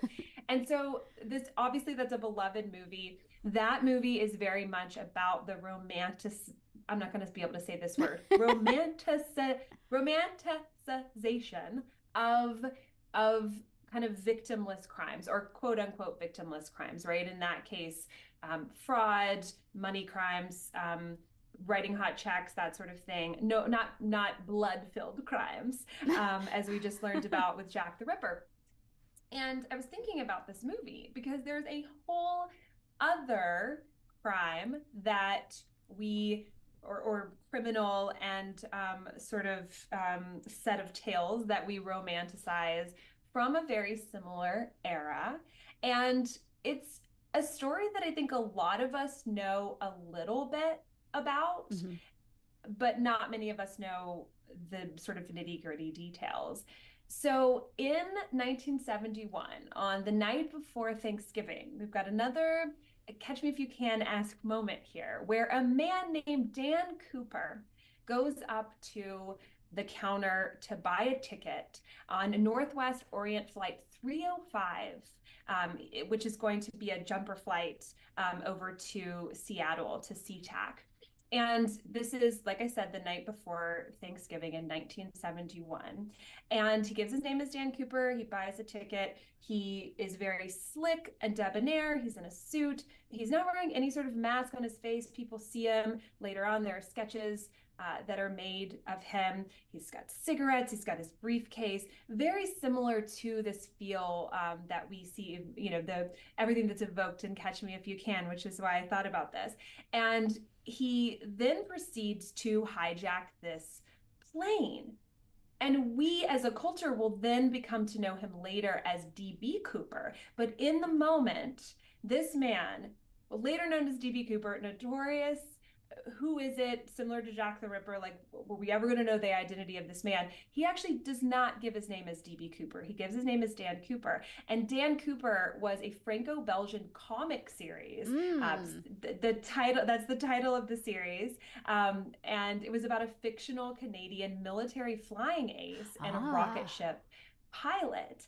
So it wasn't published in English. But it was very popular in France, and I believe very popular in Canada. And some of the comic storylines match aspects of the D.B. Cooper case, the Dan Cooper case, including jumping out of a plane with a parachute, and ransoms and things in knapsacks and such. And so D.B. Cooper, like, definitely was a French speaker. Well, that comes into play, and maybe even later. Canadian. Yes. Interesting. So this comes into play with many theories about who he was. And so here are all the tie-ins from what you did, right? We have a race to catch someone. We have decades and decades long mystery that people are still trying to solve. We'll get to it later, but we'll have multiple people coming out of the woodwork to later claim to be him, or they'll, there are so many suspects about who this person is. So there's a lot of similarities. We've got an Abraham Lincoln reference coming. That's wild that. I know, it's pretty wild. But the similarities end sort of with the bloodshed. So this is a very similar kind of unsolved histories, mysteries. Will we ever know the identity of someone? Right. But I'm going to lighten the room a little bit with the comic book reference to start, and by letting you know there's very little bloodshed in this story. There's one reference to some bloodshed, and it's sort of off screen, so to speak. Yeah. What was it? What was the comic called again? I'm going to see if I can find it. It's called Dan Cooper. Yeah, it's like titled as his name, I believe. Let me double check. Yeah, I think it's called Dan Cooper. Also known as, I can't say French, Les Adventures de Dan Cooper. Here, I'm gonna throw this up. Like, it won't be framed or Just anything, but hiding in let me plain see if I sight, can right?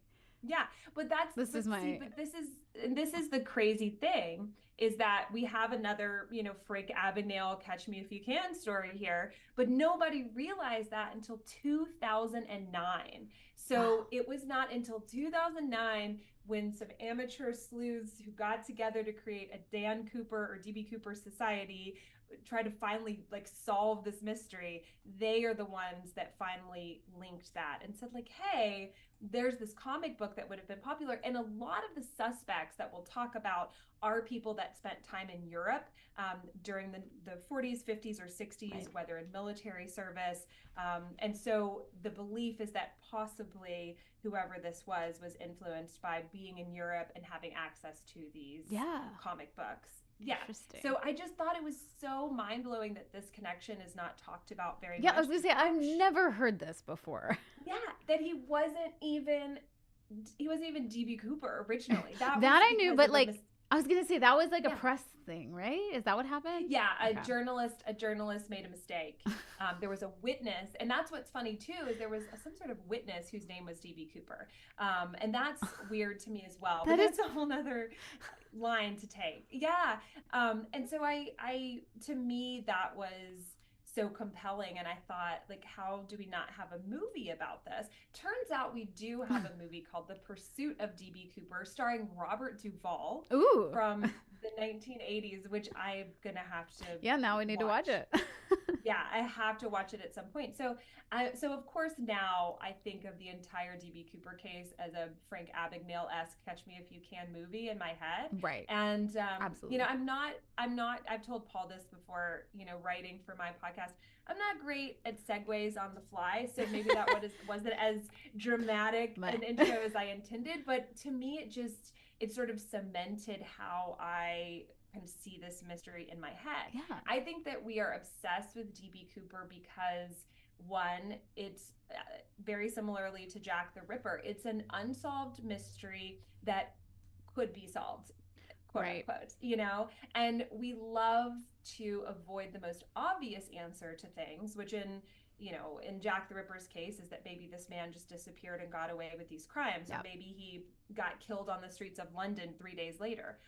With DB Cooper, maybe he just, parachuted into a tree and died on sight, and all of the speculation that I'm about to talk about is just for naught. Right. But because we don't have a body and no definitive answer, these two cases become these mysteries that, you're right, will never leave us. I mean, people will be talking about these two, I think, 100 years from now, 200 years from now. Yeah. And for America, DB Cooper is one of our great mysteries. So the whole crime, like I said, has been romanticized with these, 1970s like earth tones and bow ties and suits and the female flight attendants and cigarettes and briefcases, and I think we visualize all of this in our head in a certain way. Doesn't he ask for whiskey too? He does ask for a bourbon. Yes. He pulls out a crisp $20 bill and he asks for a bourbon.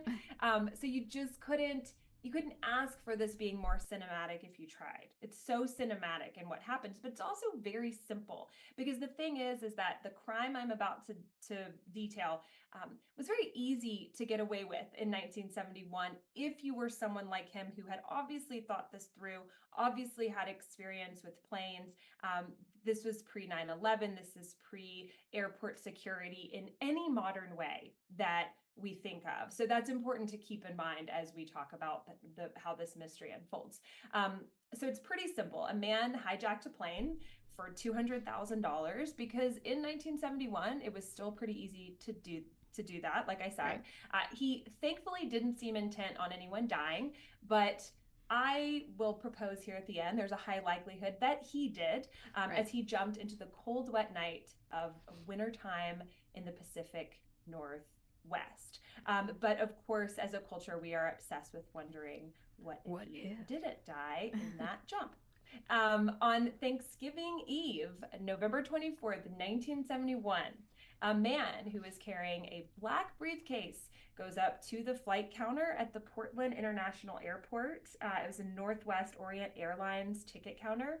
He buys a one-way ticket on flight 305, which is just a 30-minute kind of jumper flight to SeaTac, which is Seattle Tacoma International Airport. Now, I read this and immediately thought to myself, like, how does he order a bourbon on a 30-minute flight? They're doing drink services on a 30-minute flight. I don't know. I guess that would have to be really quick. But he Well, I mean, I think planes were smaller and like alcohol was just so common back then. I think it probably was just like a quick pour. Yeah. Like, are you sitting in first class? Like, do you want a bourbon? But I was just thinking, because like in Asheville, we do a lot of jumper flights to Atlanta. If we fly anywhere, and those are 30 minutes, and they will not even give you a bag of peanuts. Because the 30-minute flight, you're like up and straightened out. Like, yeah, it's just up and down. Yeah, it's so quick, you don't even have time to like get your book out. No. So he gets on this flight. He gives his name as Dan Cooper. He's not even notorious DB Cooper yet. Eyewitnesses describe him as a white man. He's in his mid-40s. He's got dark hair. He's got brown eyes. He's wearing a black or brown business suit. I think the accounts differ. He's wearing a white shirt, a very thin black tie, a black raincoat, brown shoes. I was thinking about this in terms of Jack the Ripper, like similar, that we have these very specific descriptions of what he was wearing. Right. Similarities there too. So he's carrying a briefcase, like I mentioned, and a brown paper bag, which, that's suspicious as all get out. Right. But I guess at the time he didn't look suspicious boarding. So he boards the flight, which is a Boeing, and that's important to remember. 727. Yes. Yeah, 100. So he took seat 18E in the last row. So I guess not first class. He orders a bourbon, Paul, and starts to talk to the flight attendants a little bit. So there's a crew of 6 on board this pretty small flight.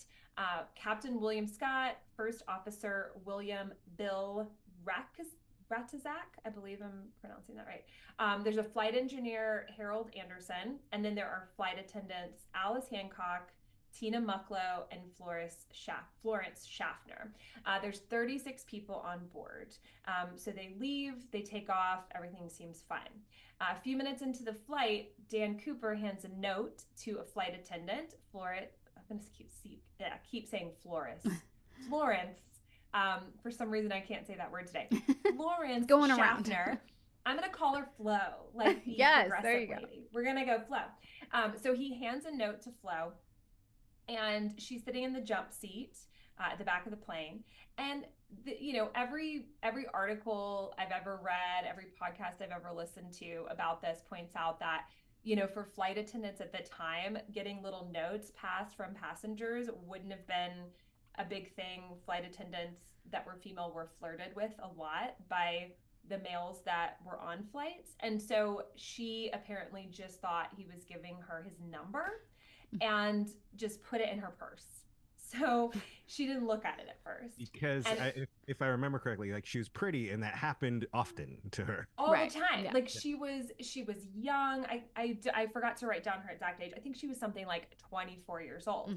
So she's attractive. At the time, flight attendants in culture are this very revered, like beautiful women. Like it's considered a very sophisticated career to go into. You have to be very well groomed, very attractive. Also, there's a lot of sexism inherent in that, and we don't have time to unpack all of right.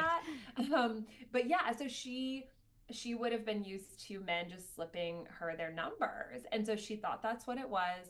She kind of goes about her business making drinks. And he whispers to her, he's like, you need to look at that note. I have a bomb. And I want to check that out, please. Yeah, you probably, like, listen, I have a plan here. You need to look at my note. So then this ordinary flight headed to SeaTac becomes this flight that will go down in history as one of our great mysteries, one of the most notorious unsolved crimes of the 20th century. So at this moment, obviously, Flo is aware that things are going awry on this flight, and she's in the middle of a horrific experience. So on the note, he had written, I have a bomb in my briefcase. she actually is allowed to look into the briefcase, and she sees that there are indeed these like rows of red cylinders. And based on her, basic knowledge of what dynamite looks like, she thinks it's dynamite. Of course, in hindsight, those could have just been painted, cans of green beans. Like Right. they're, like he didn't necessarily have a bomb with him. And that's one of the things that's so compelling to me about this situation is it's people will believe what you tell them, what you show them. It's possible he was a mastermind in the sense that he may have boarded that plane without a bomb, and he may have convinced for reals, people like, that he did. what does dynamite look like? Like, I know what it looks like in cartoons. Exactly. You know, Yeah. is that what it looks like? Like, I know, Yeah. like C4, right, is like a little pack. Is that dynamite too? I like. And then what did it look? They don't look like painted paper towel rolls. Yeah, that's what I mean. Like to me, that's what it like. If someone said I have a bomb, and then I needed to look in a case to decide whether it was actually a bomb, I would be working off of what I know from movies, and that's it. And so I think he's just assuming that he can get away with this with something in the bag that looks like a bomb. Could have been a real bomb. It could have been. We'll never know. No. Yeah. So he closes the briefcase. And he then at that point tells Flo his demands, and she becomes, I'm sure she doesn't want this, but she becomes a go-between in this horrific situation. So she writes all of his demands on a piece of paper, takes it to the cockpit, and then she becomes one of the intermediaries between the cockpit and him. So he wants $200,000 in a knapsack. That's also a throwback to the comic reference, by 5 p.m. He also wants 2 front parachutes, 2 back parachutes. He wants the money in American currency. And I never realized this until reading more closely. So he demands 2 sets of parachutes because by implying that he might take a hostage with him, the authorities would be discouraged from giving him a fake parachute, right? Because one obvious strategy here is like, okay, dude, you want some parachutes? Well, they're broken. So have fun jumping off into the, like good luck. Of course, that's just cold-blooded murder. Not great. But yeah, so he's smart. How long did you say this flight was? Did you say 30 minutes? How did he do all of this in 30 minutes? Gosh. Well, those were the demands. Yeah. So those. Yeah. And it ends up being way more than 30 well, yeah, minutes. but I mean, so even to get the flight attendant to you, to talk to her, to get it out, to get her to get up to the front, like, you'd already be in descent.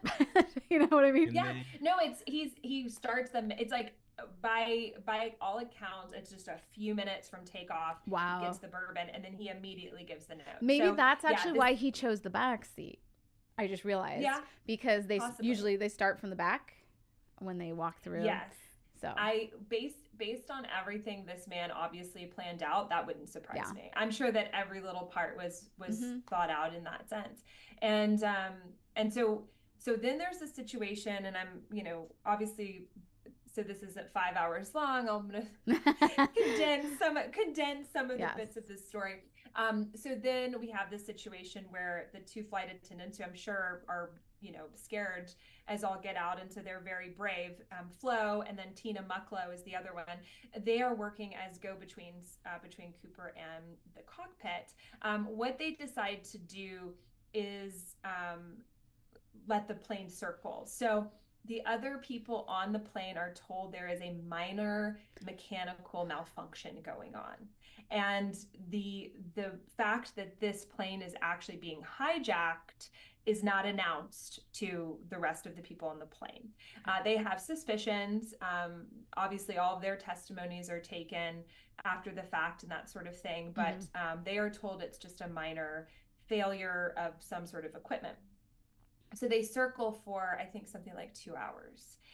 He makes additional demands at this point. He says, landing in Seattle, the fuel trucks have to be ready to come meet the plane. He's going to let the passengers off, and then he wants the plane refueled. He wants the plane to go to Reno. And so they're letting this plane circle so that they have time to get the money together and they have time to get the parachutes. And then the captain, his name's Captain Scott, like I mentioned, he informs air traffic control, obviously, of the situation. So local police are on it, FBI are on it. Over this 2 hours, you have everything going on in the ground in that sense. And then you have everybody on this flight nervous and wondering why they are circling on what should have been this quick up and down 30-minute flight. So he has Tina Mucklow remain by his side during this. She, the sketch that we have of him is so accurate, supposedly, because people spent a lot of time with him. Tina spent a lot of time talking to him. Also makes this crime really interesting. He wasn't wearing a mask. He was quite talkative, quite conversational. She said he seemed very familiar with the local terrain. He seemed to be very comfortable on an airplane. He seemed to know the location of McCord Air Force Base, which was only a 20-minute drive from the Seattle airport, and he was commenting about this. And she said that, quote, he was not nervous, he seemed rather nice, and was not cruel or nasty. This is a random quote. Yeah.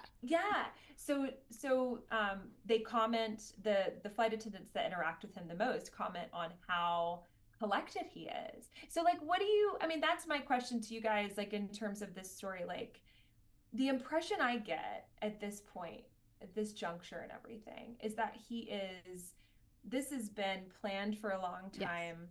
He is cool under pressure. He knows exactly what he's going to do. And he probably has some sort of military or police training for to have this calmness under pressure, right? Because that is one of the key trainings that you get when you're in the military or the police force, right? Like you have to be able to maintain your composure under pressure. That's another thing too, is and I'm sure you're going to touch on this, but training wise, the fact that he asked for front and back parachutes is something that only somebody with like diving experience would know you needed to ask for. And what do you know? I mean, I it's in my notes, but I have no experience skydiving. Do you know anything about that? Like can you explain in layman's terms, like why you would need a front and a back? You'll probably do a better job than I would. I think while we're on it. When I did a little bit of research on it, I think it had to do with the kind of fall. You used a back parachute for if you were falling a certain distance, or a front parachute. Oh, gotcha. Yeah. So he didn't know at what point he'd be jumping out of the plane, so he asked for both, I believe. Yeah, and that's what I was thinking when I was listening to this. I was like, he knows almost everything, but I feel like he doesn't know 100%. Like he needs to do that. Like he's not like, I'm going to jump out at this point, and here's what it's going to be like. Like those kind of things. And just again with how like friendly he is, he's not wearing a mask, he's not trying to cover himself, hide his identity.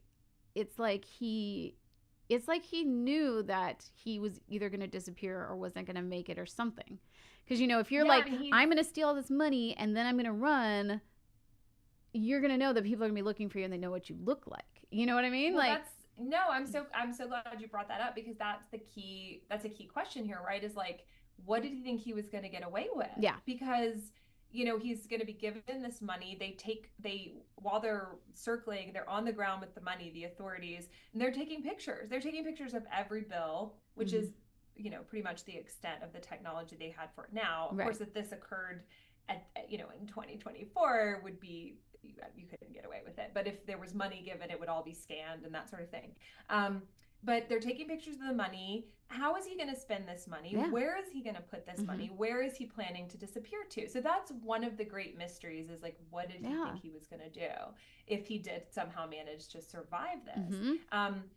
Also, Mucklow remembers that she asked him, why are you doing this? Speaking of, and he said, quote, "It's not because I have a grudge against your airline. It's because I just have a grudge." And so that's another great part of this mystery is, who did he have a grudge against? Did he have a grudge against airlines? Did he have a grudge against the makers of airplanes? Right. Did he have a grudge against Seattle? I don't know. Like there's no, like we don't have any evidence in that sense.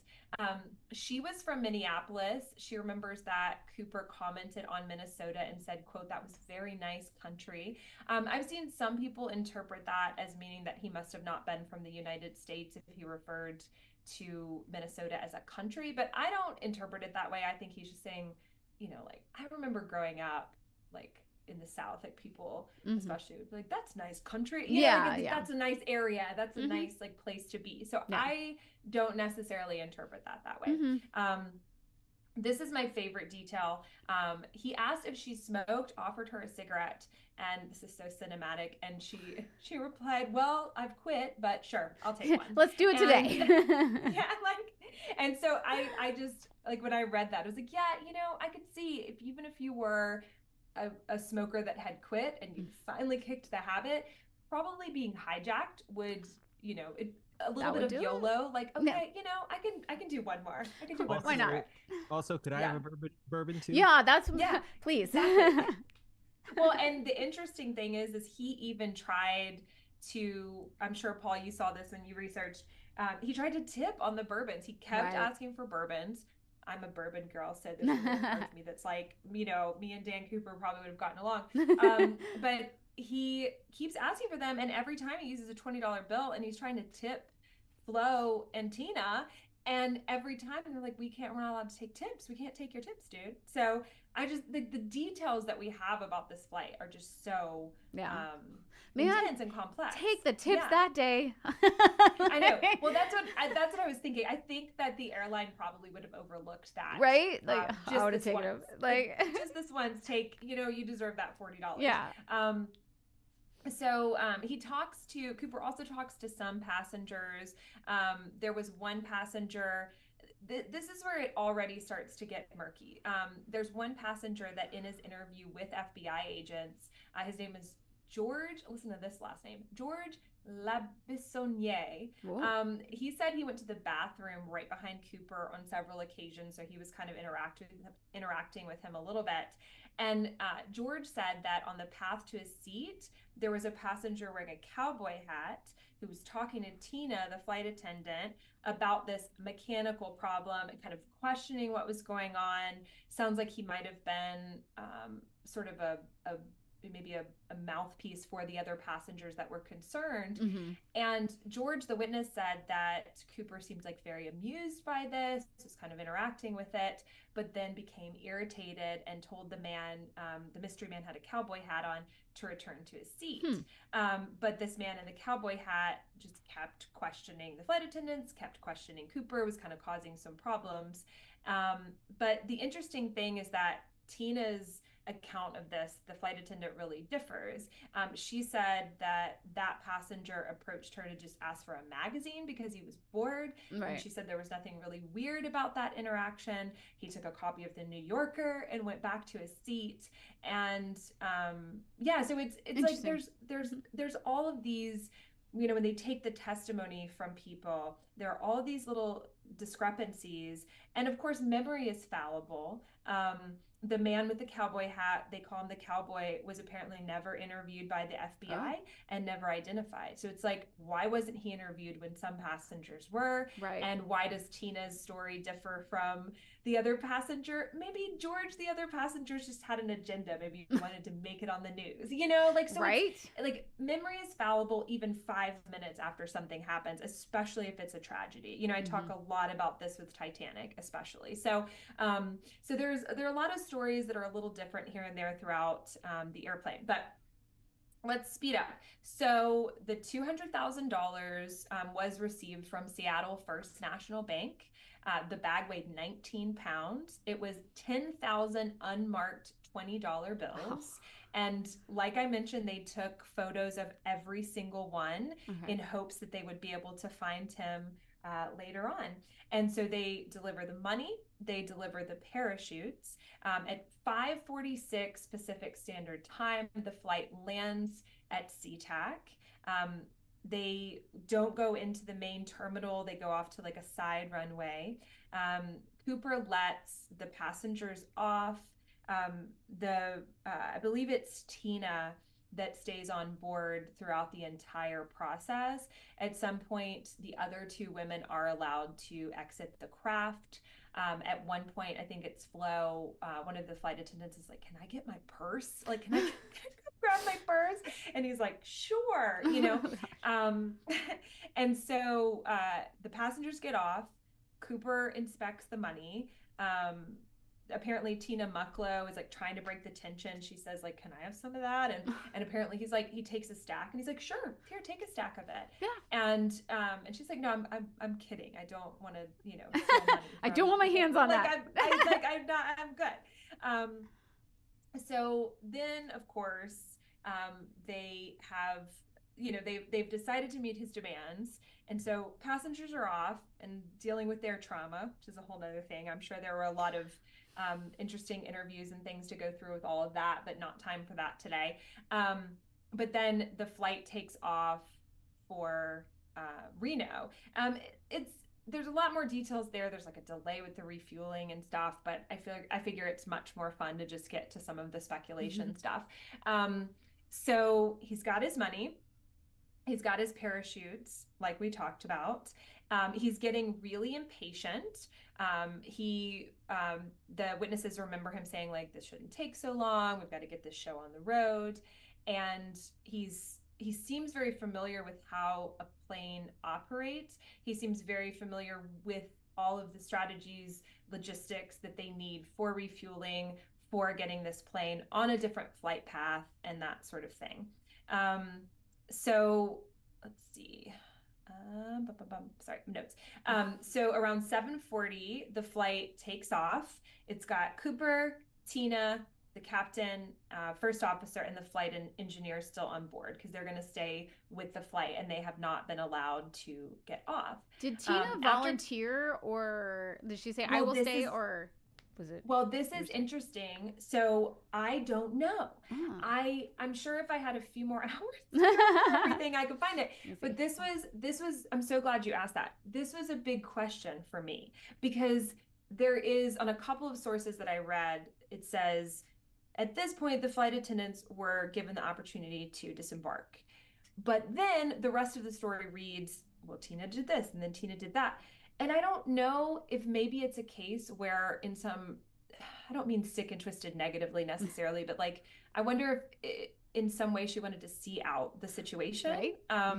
You know, like maybe she felt as if it was her duty to see out the situation. And I think when it's women, unfortunately, we're often less likely to call that bravery and we're more likely to call that like stupidity or something. But maybe it's brave, you know, like if a man does that, we tend to say like, wow, he was brave. He stayed on the flight. When it's a woman, we might tend to say like, oh, she must have been in love with him, or she must have like had some sick and twisted need to stay on board. But like, maybe she just was really brave and felt it was her duty to stay on. Yeah. I could totally be wrong, but if I remember correctly, he told the flight attendants he needed one of them to stay with him, and she volunteered. Okay. See, I didn't run across that detail. Okay. I like a lot of what I was reading just jumped to her still being on there. Yeah. I think it could be kind of like Stockholm syndrome, where it's like she developed this relationship with him. And like you said, like, yeah, she wanted to see it through. Yeah. Yeah. And it's funny. I just saw a quote and she was saying like, oh, I was just doing my job. She says, I was there for the hijacker and kind of keeping him feeling safe, reassured and comfortable and not detonating that bomb. Just doing my job. That's the thing too, is that at this point that's why doing the podcast this way is so great, because like questions and bouncing ideas off of each other, like this is stuff I would have forgotten to mention, but this is important to remember. I mean, they think there's an active bomb on their plane, and so every action that they take, every word that they say is all under this pressure of there's a bomb on this plane that could go off at any moment, apparently. And so yeah, maybe she felt like this is my duty. Like maybe if I abandon the plane, maybe he'll be angry. Like I can't anger him. Like I have to see this out and make sure that he has his demands met, which include me. Or it could have been some Stockholm syndrome. And I mean, psychologically, I think that's very common in situations like that. Okay, so after takeoff, Cooper told Tina to lower the aft staircase. this is obviously where he's planning to jump from. Mm-hmm. She told him and the whole crew that she was really scared of being sucked out of the plane. And I agree. Me too. I am like, yep, Tina, smart. I wouldn't have wanted to do that That either. movie, like, about that Hawaiian airline where the roof came off, that, like, oh yeah, I saw that Oh when my I was God. very little and traumatized me for the rest of my life. So you and we have a very similar story with that. I hate that you brought that up because I'd Sorry. forgotten about that for several Sorry. years in my life. But no, it was like a TV movie Yeah. or something. But I saw that Mhm. when I was a kid. Yep. I remember those images, and it's gone now. I'm not very afraid of flying Oh, anymore. I still hate flying. But yeah, but I used to hate it, and it was because of that movie. Oh, so, yeah. but I'm flying on Monday across the ocean. Thanks. Oh, sorry. Don't think about it. This is okay. Done. Gone. Just watch like Disney movies Yes. while we cross the ocean.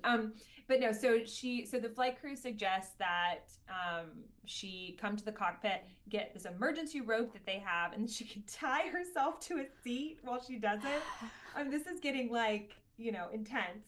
So Cooper rejects that. Of course he does. He says that he did not want her going up to the crew. He wants to be in control of what she's doing. So she's very scared. She continues to tell everyone she's very scared. And she asked him to cut some cord from one of the parachutes to like do a safety line. And then finally he's like, I'll lower the stairs myself. So he is done. He's like, you're not fulfilling my needs here. So he sends yeah, like, I got this, girl. So he sends her to the cockpit. There's like at this time it would have been like a curtain partition, I believe. And everyone else is in the cockpit. Before she left him, Tina said to Cooper, please just take the bomb with you. Like, do whatever you want to do, jump wherever you want to jump, lower whatever staircase you want to lower, but please don't leave the bomb on the plane. And Cooper apparently, in his reputation here as a very sophisticated and respected criminal, he says, yeah, he will disarm it or take it with him. He's a very debonair criminal. Apparently, that's the way to do it if you want to, he's a gentleman. Be remembered. Yeah, if you want to be prevalent in culture for years to come, be a debonair criminal. So, so she walks to the cockpit. She closes the curtain, like I said, and she's the last one to see Cooper before he jumps. And around 8 p.m., this light in the cockpit flashes. I don't know anything about planes, so this is going to sound very elementary. But this indicates that the aft staircase has been deployed. So the captain goes on the intercom to ask Cooper if he needs anything, and Cooper says no. And that's the last anyone hears of this man who was Dan Cooper, but may not have been Dan Cooper at all, because it might have been an alias from a comic book, and his name probably was something totally different. So he jumps off into what can only be described as sort of hell to jump into at this point. It would have been cold. It would have been wet. He's wearing a suit. Wasn't it like full of trees, this area too? Yes. Not the place to jump. And yeah. So and like you pointed out, Amanda, there's no precision possible with like exactly where you jump in this scenario. Like he could have predicted a lot of parts of this crime, but he couldn't predict that part of the crime. So at 11:02 p.m., Flight 305 finally lands at Reno Tahoe International Airport. FBI agents, state troopers, sheriffs, Reno police. I mean, a whole perimeter. We're talking lights, cameras out the wazoo. Everybody has gathered. They thought that maybe Cooper and the bomb could still be on board. So they had to basically treat it as an active crime scene. Right. But they searched. Cooper was not there. Right, because nobody saw him jump. Right? Exactly. So exactly. All they know is that the lights went off at 8 p.m. Right. Which is not long after takeout. So it wasn't long. So he was still in the Pacific Northwest. And from their best guess, that's when they jumped. They did some really cool sort of reenactment tests where they use different weights and pushing things out of a plane to figure out like what it would have.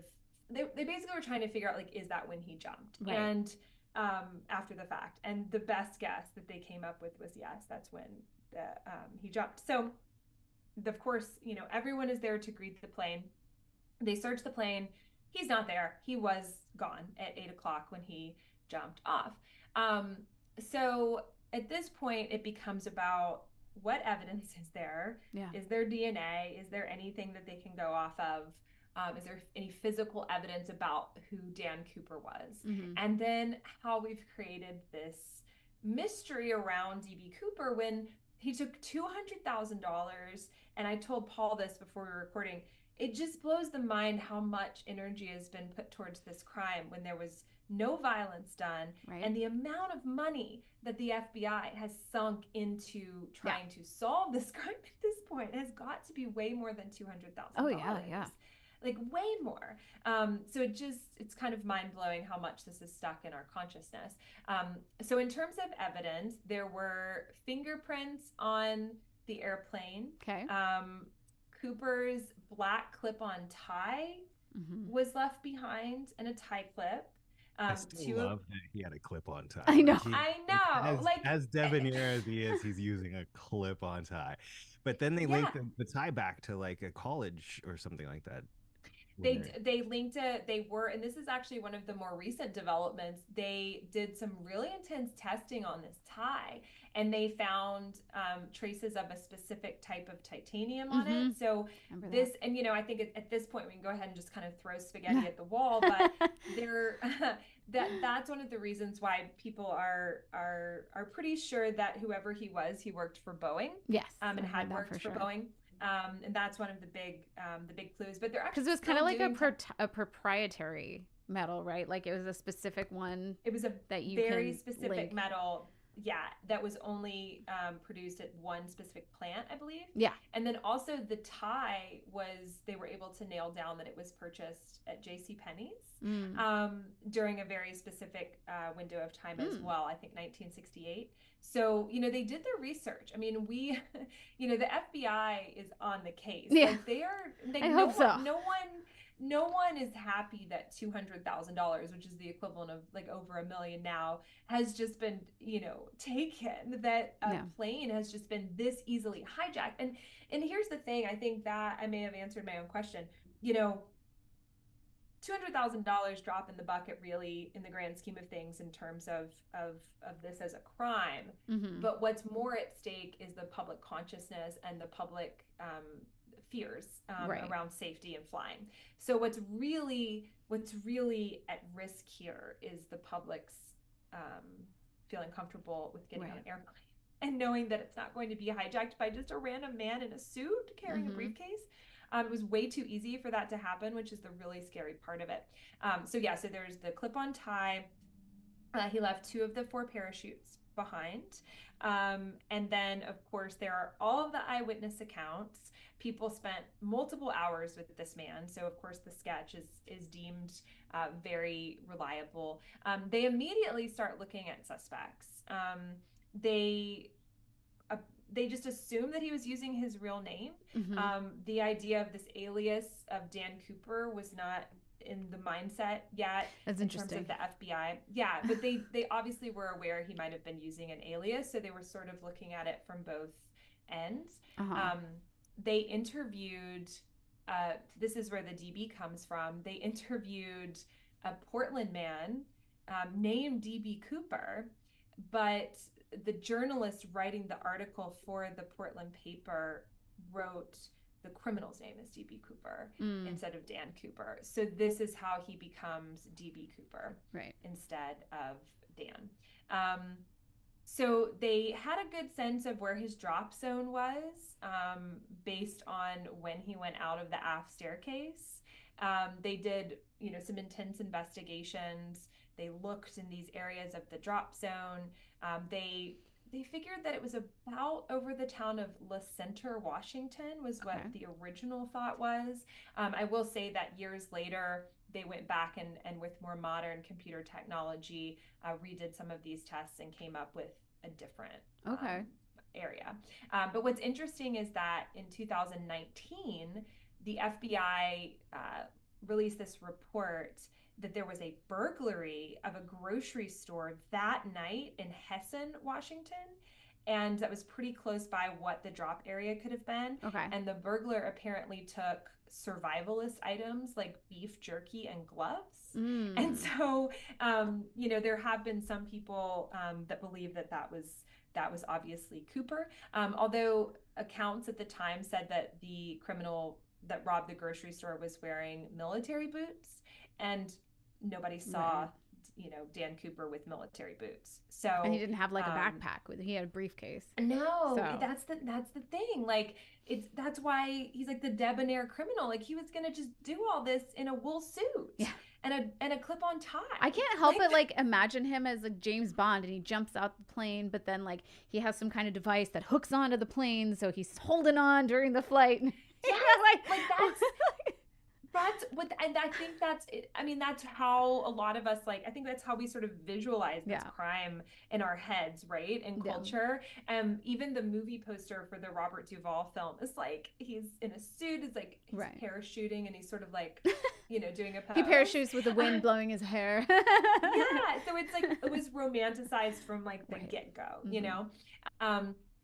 Okay, a month after the hijacking, FBI distributes lists of all the serial numbers of the money. And I'm sure it goes without saying, like, they basically are just like, hey, if you can show us one of these bills, like if it's at your bank, if it's at your grocery store, come to us and we will give you money. Yeah. Like, there is... Give people incentive. There's a generous reward. At one point, they offer 15% of the recovered money if you can prove that you know where the money is, which is, at the time, a lot of money. So 1973, no leads. They retried republishing the serial numbers. There are a lot of like random leads coming in, but nothing substantial at this point. They offer more and more in terms of reward money. They file insurance. The airline receives, money from the incident. Like I said, there's thought that the original landing zone estimate was wrong. And so as we look at this case, as it goes into the 70s, into the 80s, it's like a tree with 55 branches, and they're all going in different directions. So, from this point on, in a few minutes, I'm going to talk about who some suspects are. From this point on, I apologize if anything's confusing, but there are literally 50 versions of what could have happened. And a lot of them are former FBI agents that have like come out and said, oh, well, I was in the bureau at this time, and here's what happened. Or, there's different versions of that. There's one FBI agent that came forward, I think about 20 or 30 years ago, and said, well, I was in the bureau at the time, and what happened is that he, we actually found him, and during a skerfuffle, like we shot him dead, and he's been dead since 1973. Whatever, like there are all these random sort of after the fact, gossipy kind of tales about what happened. All right, so in July of 2016, the FBI officially announced that active investigation of the Cooper case was suspended. But a lot of people think that that's not really the case, and that they're still sort of secretly investigating it. And that's almost inconsequential because there are so many people that are on the internet still on the case that it's very much in our kind of cultural consciousness. So a couple of follow-ups before we go into the suspects. One important thing is that some of the money was found at one point. There was a little boy who was, I'm in the wrong part of my notes. I want to make sure I get the location right. Yes. Bum, bum, bum. He was fishing with his dad, right? And he found Brian. Okay, yeah, I've got it. Brian Ingram is his name. So he was fishing in the Columbia. We know Ingrams. Yeah. Oh, really? Darren Ingram is an Audacity performer. Oh, cool. Yeah, this is maybe you should ask Maybe. Brian Ingram. This is February 10th, 1980. He was vacationing with his family, fishing the Columbia River, and he finds 3 packets of this money totaling about $5,800. The bills had been disintegrated from just, being out in the elements, Right. but they still had the rubber bands on them.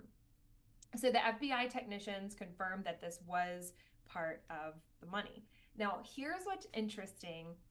When this money is investigated with more modern technology years later, though, this is so cool. They realized that some of the algae on the money would only have been blooming in the spring, and because of the timeline, like November is when he went out of the plane, they now can tell that the money did not go underwater until the springtime. So they can actually forensically tell that this money was not underwater, not it was stored somewhere else dry and then entered the water in the spring. Wow. So they find that very interesting. So that has been a detail that a lot of people have latched onto to try and prove that D.B. Cooper did survive the fall. So unfortunately, in terms of actual, true, real evidence, that money is really one of the only things that we have besides the necktie. So we have this sense of like, yes, he probably was a former Boeing employee. He probably had some sort of experience with the military or with building planes, being on planes. And then we have this money that washes up and probably wasn't in the water the whole time. So does that mean that it survived, and he survived for part of this time? Can you remind me, sorry, what year was this? This was when they found the money, 1980. So yeah, that's fine. No, that's good. So that's about 9 years later when they find the money. And then they do more analysis on the money like years and years later when they have better technology. There are a couple of bits of evidence that have been lost. And, whenever when you watch the documentaries on Netflix or YouTube or whatever, whenever there's a lost piece of evidence, people will latch on to that as like conspiracy. But I do think that, prior to the modern era, wasn't uncommon for an evidence room to be disorganized and maybe something is lost. So I don't think necessarily so much easier now that we have all this stuff digitized, computerized, and cataloged. And everything's organized differently. There are a couple of cigarette butts that were lost. There was a hair sample that supposedly was collected that was lost. And so, of course, the conspiracy theorists online latch on to those. And so like, hey, like we could have known who D.B. Cooper is, but we don't know because they lost this. I think it'd be interesting to look back to, because I remember there's this documentary on Boeing, and I can't remember when it was happening. I was hoping the dates would ring a bell. Like Boeing underwent a huge shift, a transition in the ownership and how they ran everything. And it was really hard on the employees, and they were, firing people and everything. And they would say like the planes, they were like, oh, we're missing this piece of the plane, like the screws, right? And they're like, just do the, like it was one of those things like, it's fine, just hammer it in, It's crazy. And there were a lot of like whistleblowers and things, and I can't help but wonder if that was during the same time. Well, and it's part of like his conversation too. Of like, he has a grudge. That's what I mean. That's what I'm wondering if that's part of it. I just can't remember when that happened, but I feel like it was in the 70s, but I don't know. Yes, one of the articles I was reading the other day did mention this. There was in Seattle specifically, there was a huge exodus. Yes. There were a lot of layoffs and that sort of thing. And so some people do think that might be why he chose SeaTac. Right. Makes sense. So no, I'm glad you brought that up because I totally forgot that. So the likelihood that he was a Boeing employee, I think, is pretty high. Like if someone asked me to just like put odds on all of the different components of this story, that one I think I would put money on. And it also really quick, like also the military aspect actually does make sense. Like, I can imagine, I don't know, I'm just saying, I imagine that a lot of like military pilots, personnel engineers and stuff could easily make a transition into Airlines, like, because when you work for someone like Boeing, firstly, it's a super secret thing, right? Like they have NDAs up the wazoo. Yeah. So I feel like having a military background makes you more credible. It would be, you're already in that, secretive, like I can't talk about this and that. And so I feel like they would know that you'd be, better suited for that kind of thing than just anybody on the street. Anything like that. He could have had like a technical engineering background. Yeah, it could have been engineering. Maybe he, again, like maybe he built these planes. Some of the suspects are, it's sort of a divide. Some are like, oh, they're suspects because of their criminal activity. Some are suspects because of their military backgrounds. It's sort of like all over the place. Yeah. It's just interesting. Yeah. And I think it's very likely that it's one of the two. But for full disclosure, and this is why I was telling before we recorded, this is why I likened it to like the Lost Colony of Roanoke. People, when I say people, I mean me, because I fall for it all the time. As a society, as a people, we don't like the easy, simple explanations because that's no fun. You know what I mean? Not at all. So like, it's not fun. So like with the Lost Colony of Roanoke, it's always my go-to example. I know you guys covered it in your last season. I mean, the most likely situation there is that they either all died of starvation or maybe some of them survived and went to live with Native Americans. But like that's not like fun or controversial to talk about. It's like fun to make it a mystery. Yeah. In this case, the FBI, they just honestly, in their internal investigation, they did not believe that Cooper survived his jump. And so this entire, cultural like search for DB Cooper, obsession with who is DB Cooper, how many countless documentaries have there been?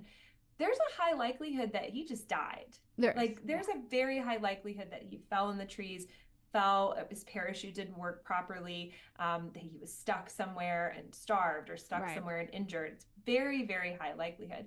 So the FBI's evidence for this was he didn't necessarily have any skydiving experience. He could have, but they had no proof of that.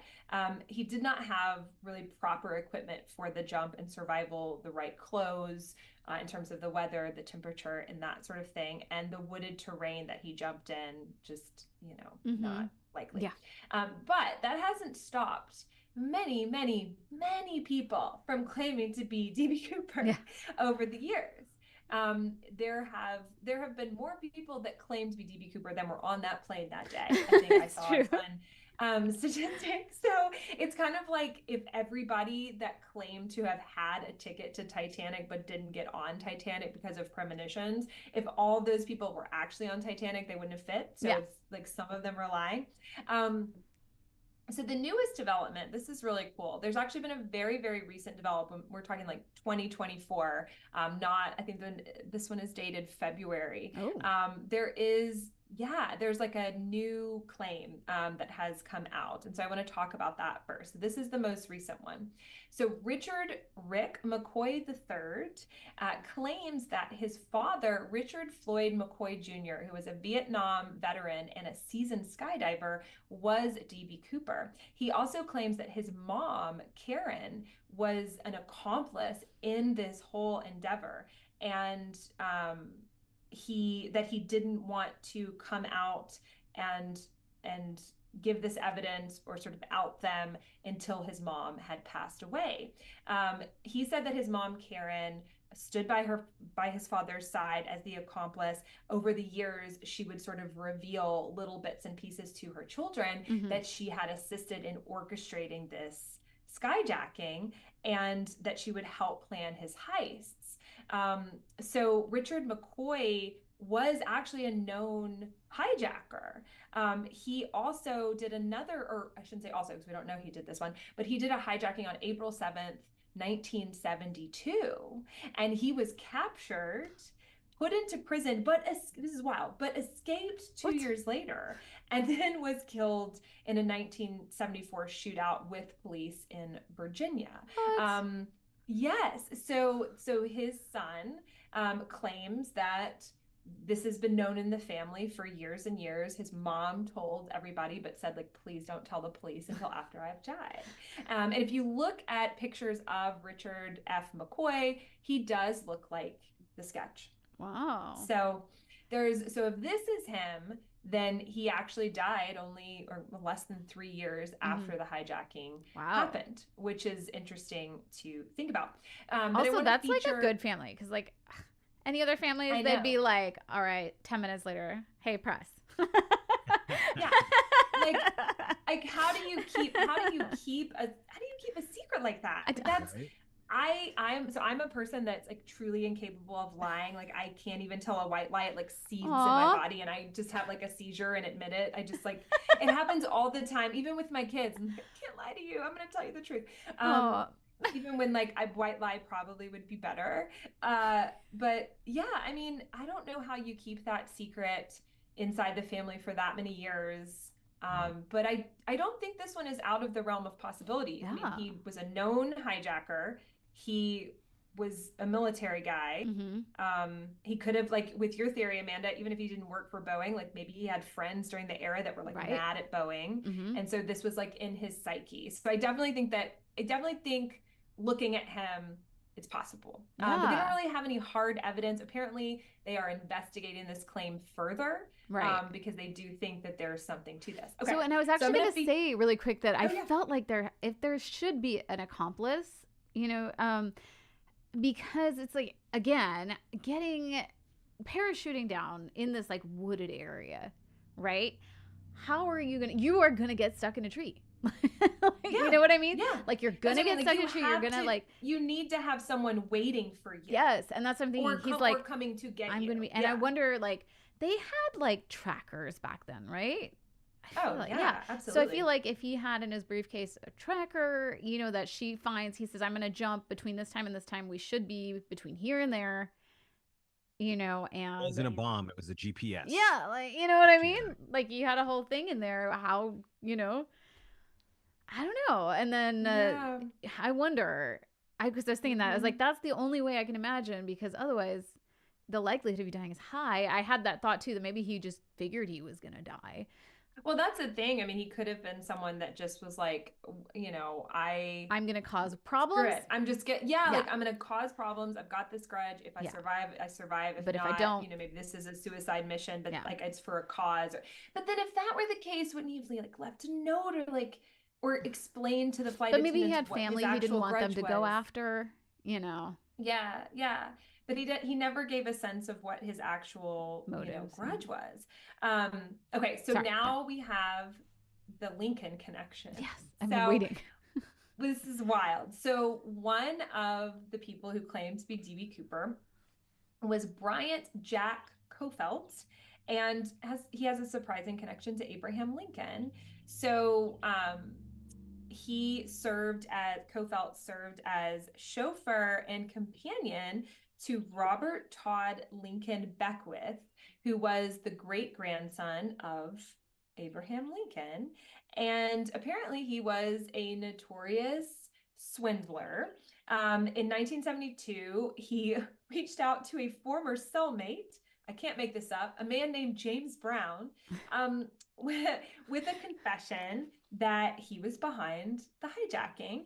And he claimed that he landed near Mount Hood. He injured himself, he lost most of the money in the process, and then he burned his parachute and fled in a Jeep that he had stashed nearby. So again, you can't make this up. James Brown then pursues a movie deal from this dubious confession. So you have a man named James Brown trying to get a Hollywood movie deal for being connected, to a man who was Abraham Lincoln's great-grandson's chauffeur, who also claims to be Dan Cooper. Tell me more like references that you can put into, like, show me a situation with more like pop culture and historical references. Wow. So FBI did investigate him. They were aware of everything that he claimed, but the FBI says that the details provided by Kofelt and Brown don't match up with some of the confidential case details that only the FBI knows. And that's, you know, and you mentioned it in your Jack the Ripper case, and that's something important to always keep in mind too, is that the FBI or whoever's investigating is always going to hold some details back so that they can figure out if someone's telling the truth. All right. Running low on time. Okay, so I'm gonna get through a couple more. Dwayne L. Weber. He is another D.B. Cooper confessor. Okay. He was a World War II veteran with a post-war record of incarceration. And he had been in and out of jail for 20 years for crimes like forgery and burglary. So, of course, it makes sense that he could be a suspect for this. His wife said that he did a deathbed confession in his Florida hospital during his final days. And he said, "Come here, come closer." And then she gets up to his face and he whispers, "I have a secret to tell you." And he says, "I'm Dan Cooper." And what's interesting is he doesn't say DB Cooper. He says Dan. And the public wouldn't have been, days before the internet, the public really wouldn't have been in tune with the fact that it was Dan, not DB. Interesting. So this is one that you see mentioned a lot and investigated a lot.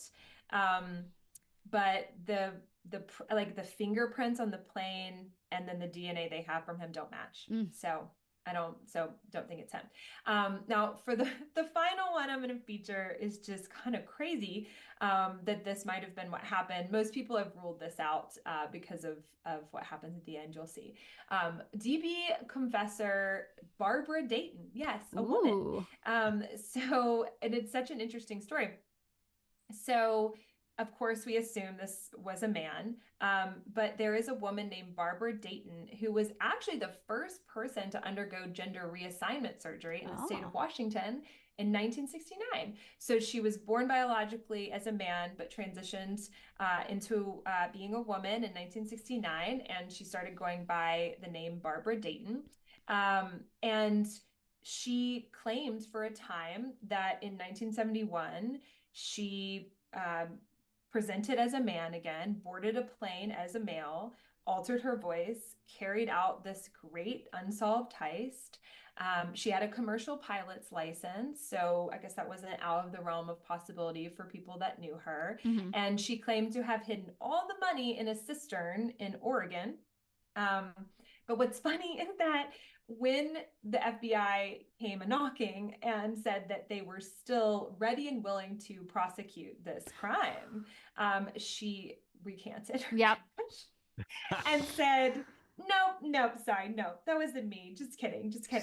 I just wanted a book deal. JK. Yeah, JK. I'm like James Brown. I just wanted a movie deal. Yeah. So this is all, and there are many more. And just like with Amanda's story, I would, obviously, like, you guys have read a lot about this. I know a lot of people have. If you ever want to go down the rabbit hole of who was Dan Cooper and this crime, there are whole Reddit threads that would probably take you 10 hours to read. Oh my God. And so many documentaries to watch. I love them. So much. But I think my conclusion is that it's similar to Jack the Ripper. So I think it's a great tie-in. These great, big milestone mysteries, but it just as easily could be that they just died in a ditch and none of this speculation even matters. And it's just so compelling to think it's either they died in a ditch and we'll never know who they were, or maybe they were one of these people that in Dan Cooper's case, some of these people lived to be, into the 2000s. Yeah. Technically speaking, he could still be alive. Yeah. And that, I think, is what makes the mystery feel urgent in this case to some people who are still working to solve it, because there is this belief that he could still be with us. So I don't know. I think this is one of those mysteries, though. I think there's a very slim chance one day it could be solved. Maybe if someone passes away and some sort of documents or records are found that were previously unreleased, letters, something like that.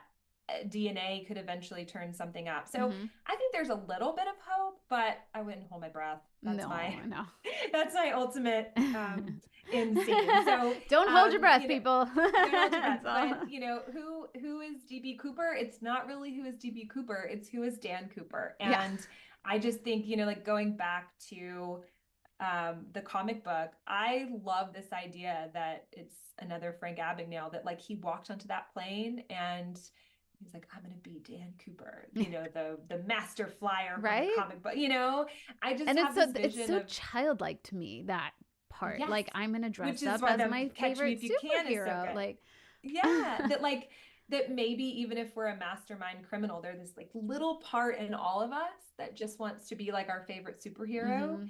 And so that's, to me, that when I read that, I was like, okay, this is what I want to cover and read more about, because that was just so compelling and interesting to me. And no one ever talks about that detail. No. And like I said, and that kind of pinpoints, things. Like I said, you said it wasn't ever done in English, so it had to be. No. So all of the suspects that like maybe they were over in Vietnam, so they probably had spent time in Europe going back and forth in the military like that.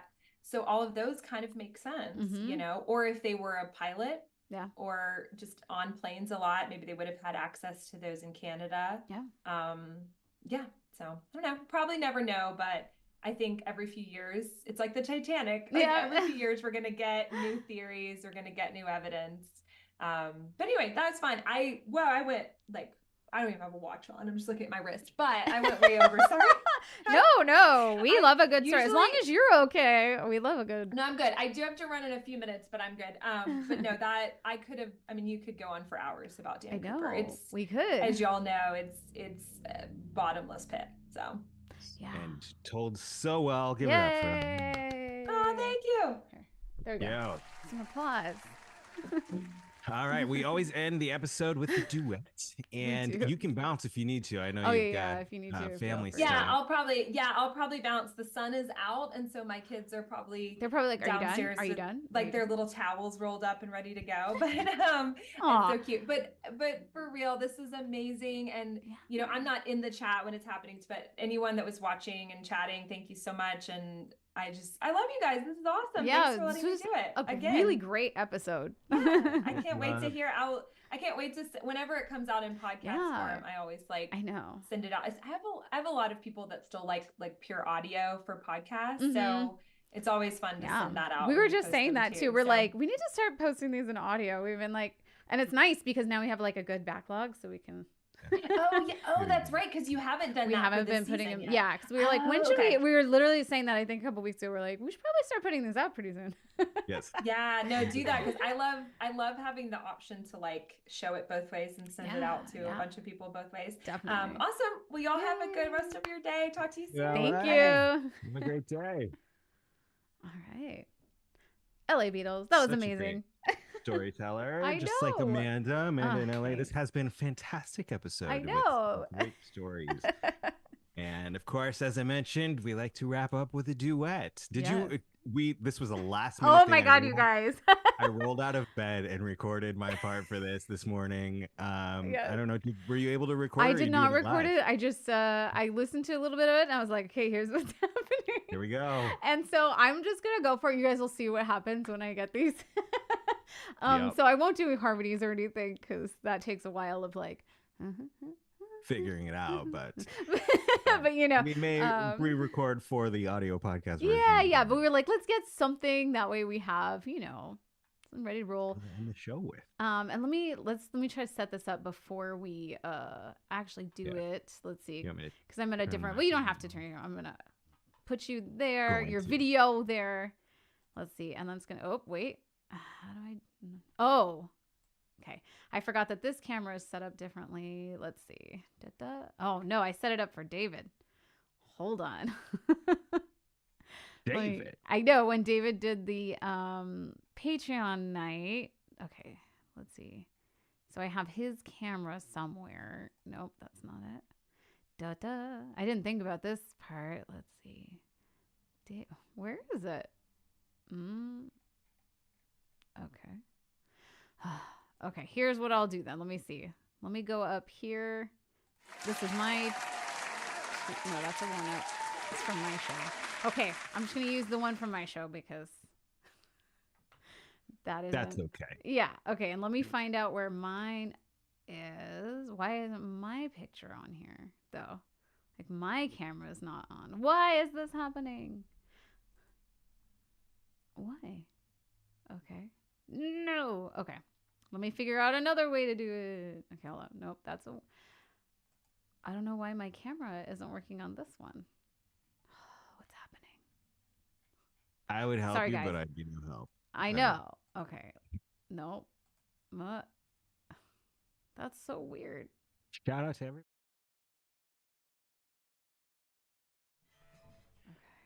Hopefully, y'all have some days off for the weekend. Jamie had to work today, so she had yesterday off, and then she had to work today, and then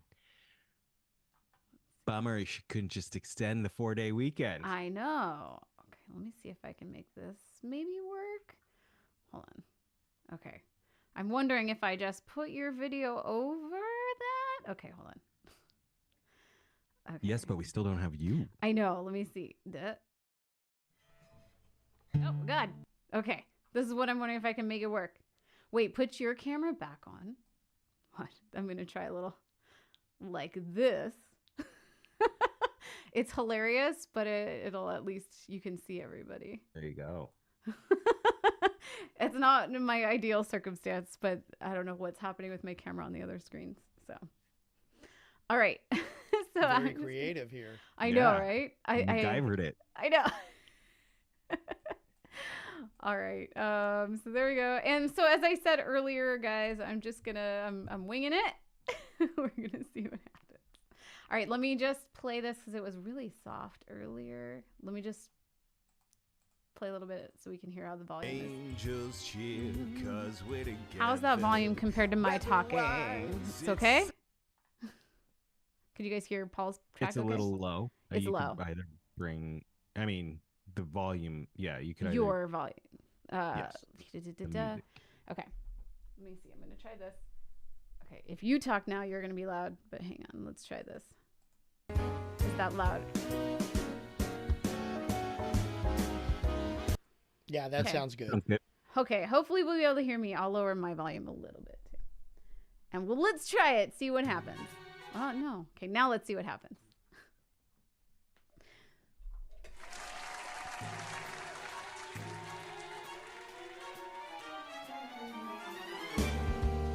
Come fly with me, let's fly away.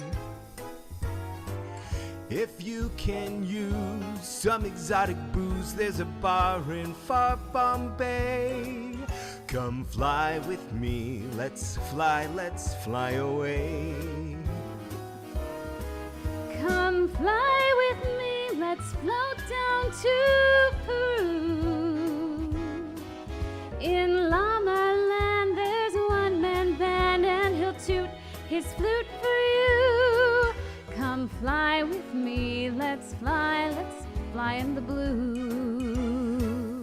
Once I get you up there, where the air is rarefied, we'll just glide, starry-eyed. Once I get you up there, I'll be holding you so near. You may hear angels cheer 'cause we're together. Weather-wise, it's such a lovely day. Just say the words and we'll beat the birds down to Acapulco Bay.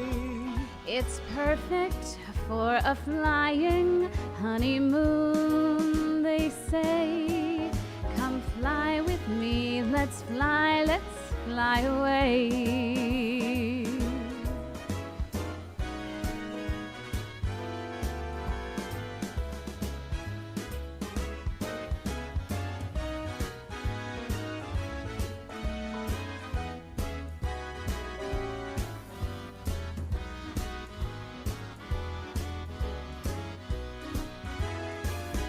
Once I get you up there, where the air is rarefied, we'll just glide, starry-eyed. Once I get you up there, I'll be holding you so near. You may hear angels cheer 'cause we're together. Weather-wise, it's such a lovely day. You just say those words and we'll take our birds down to Acapulco Bay. It's so perfect for a flying honeymoon, they say. Come fly with me, let's fly, let's fly. Pack up, let's fly away.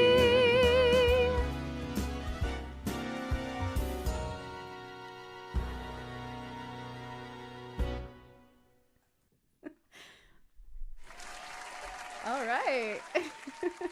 Well done on the fly. Boom. Yes, that was fun. That was a good one. Yeah. Bravo. That was Woo. excellent. As Craig said in the chat, perfect to wrap up this episode. Yeah. DB Cooper, of course. And wow, that was Yeah. fun. Thank you, What a great everybody, show. for hanging with us for this awesome episode. Yes. Episodes. And if you're watching after, thank you for watching. Yes, and thank you, producer Craig, for all your help. Yay. Thank you very much. Thank What you a for being great here set of episodes, and can't wait to see them on the podcast. on the podcast. Yeah, and guys, if you can rate our podcast, leave a little comment, all of that, let us know if you do that, and yeah, we will give you a little personal thank you and everything. Just let us know when you do, so we can thank you either on air or, I don't know if you can you reply on podcast? No, I don't think you can. There's no way that we can like things or say thank you. I don't think so. And I discovered if you listen on Spotify now, you can rate podcasts.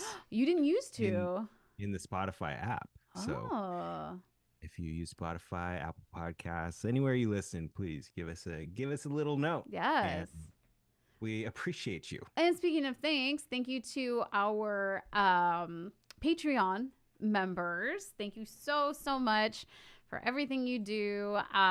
This is our list of our executive producers, as well as our special thanks for the rest of our Patreon.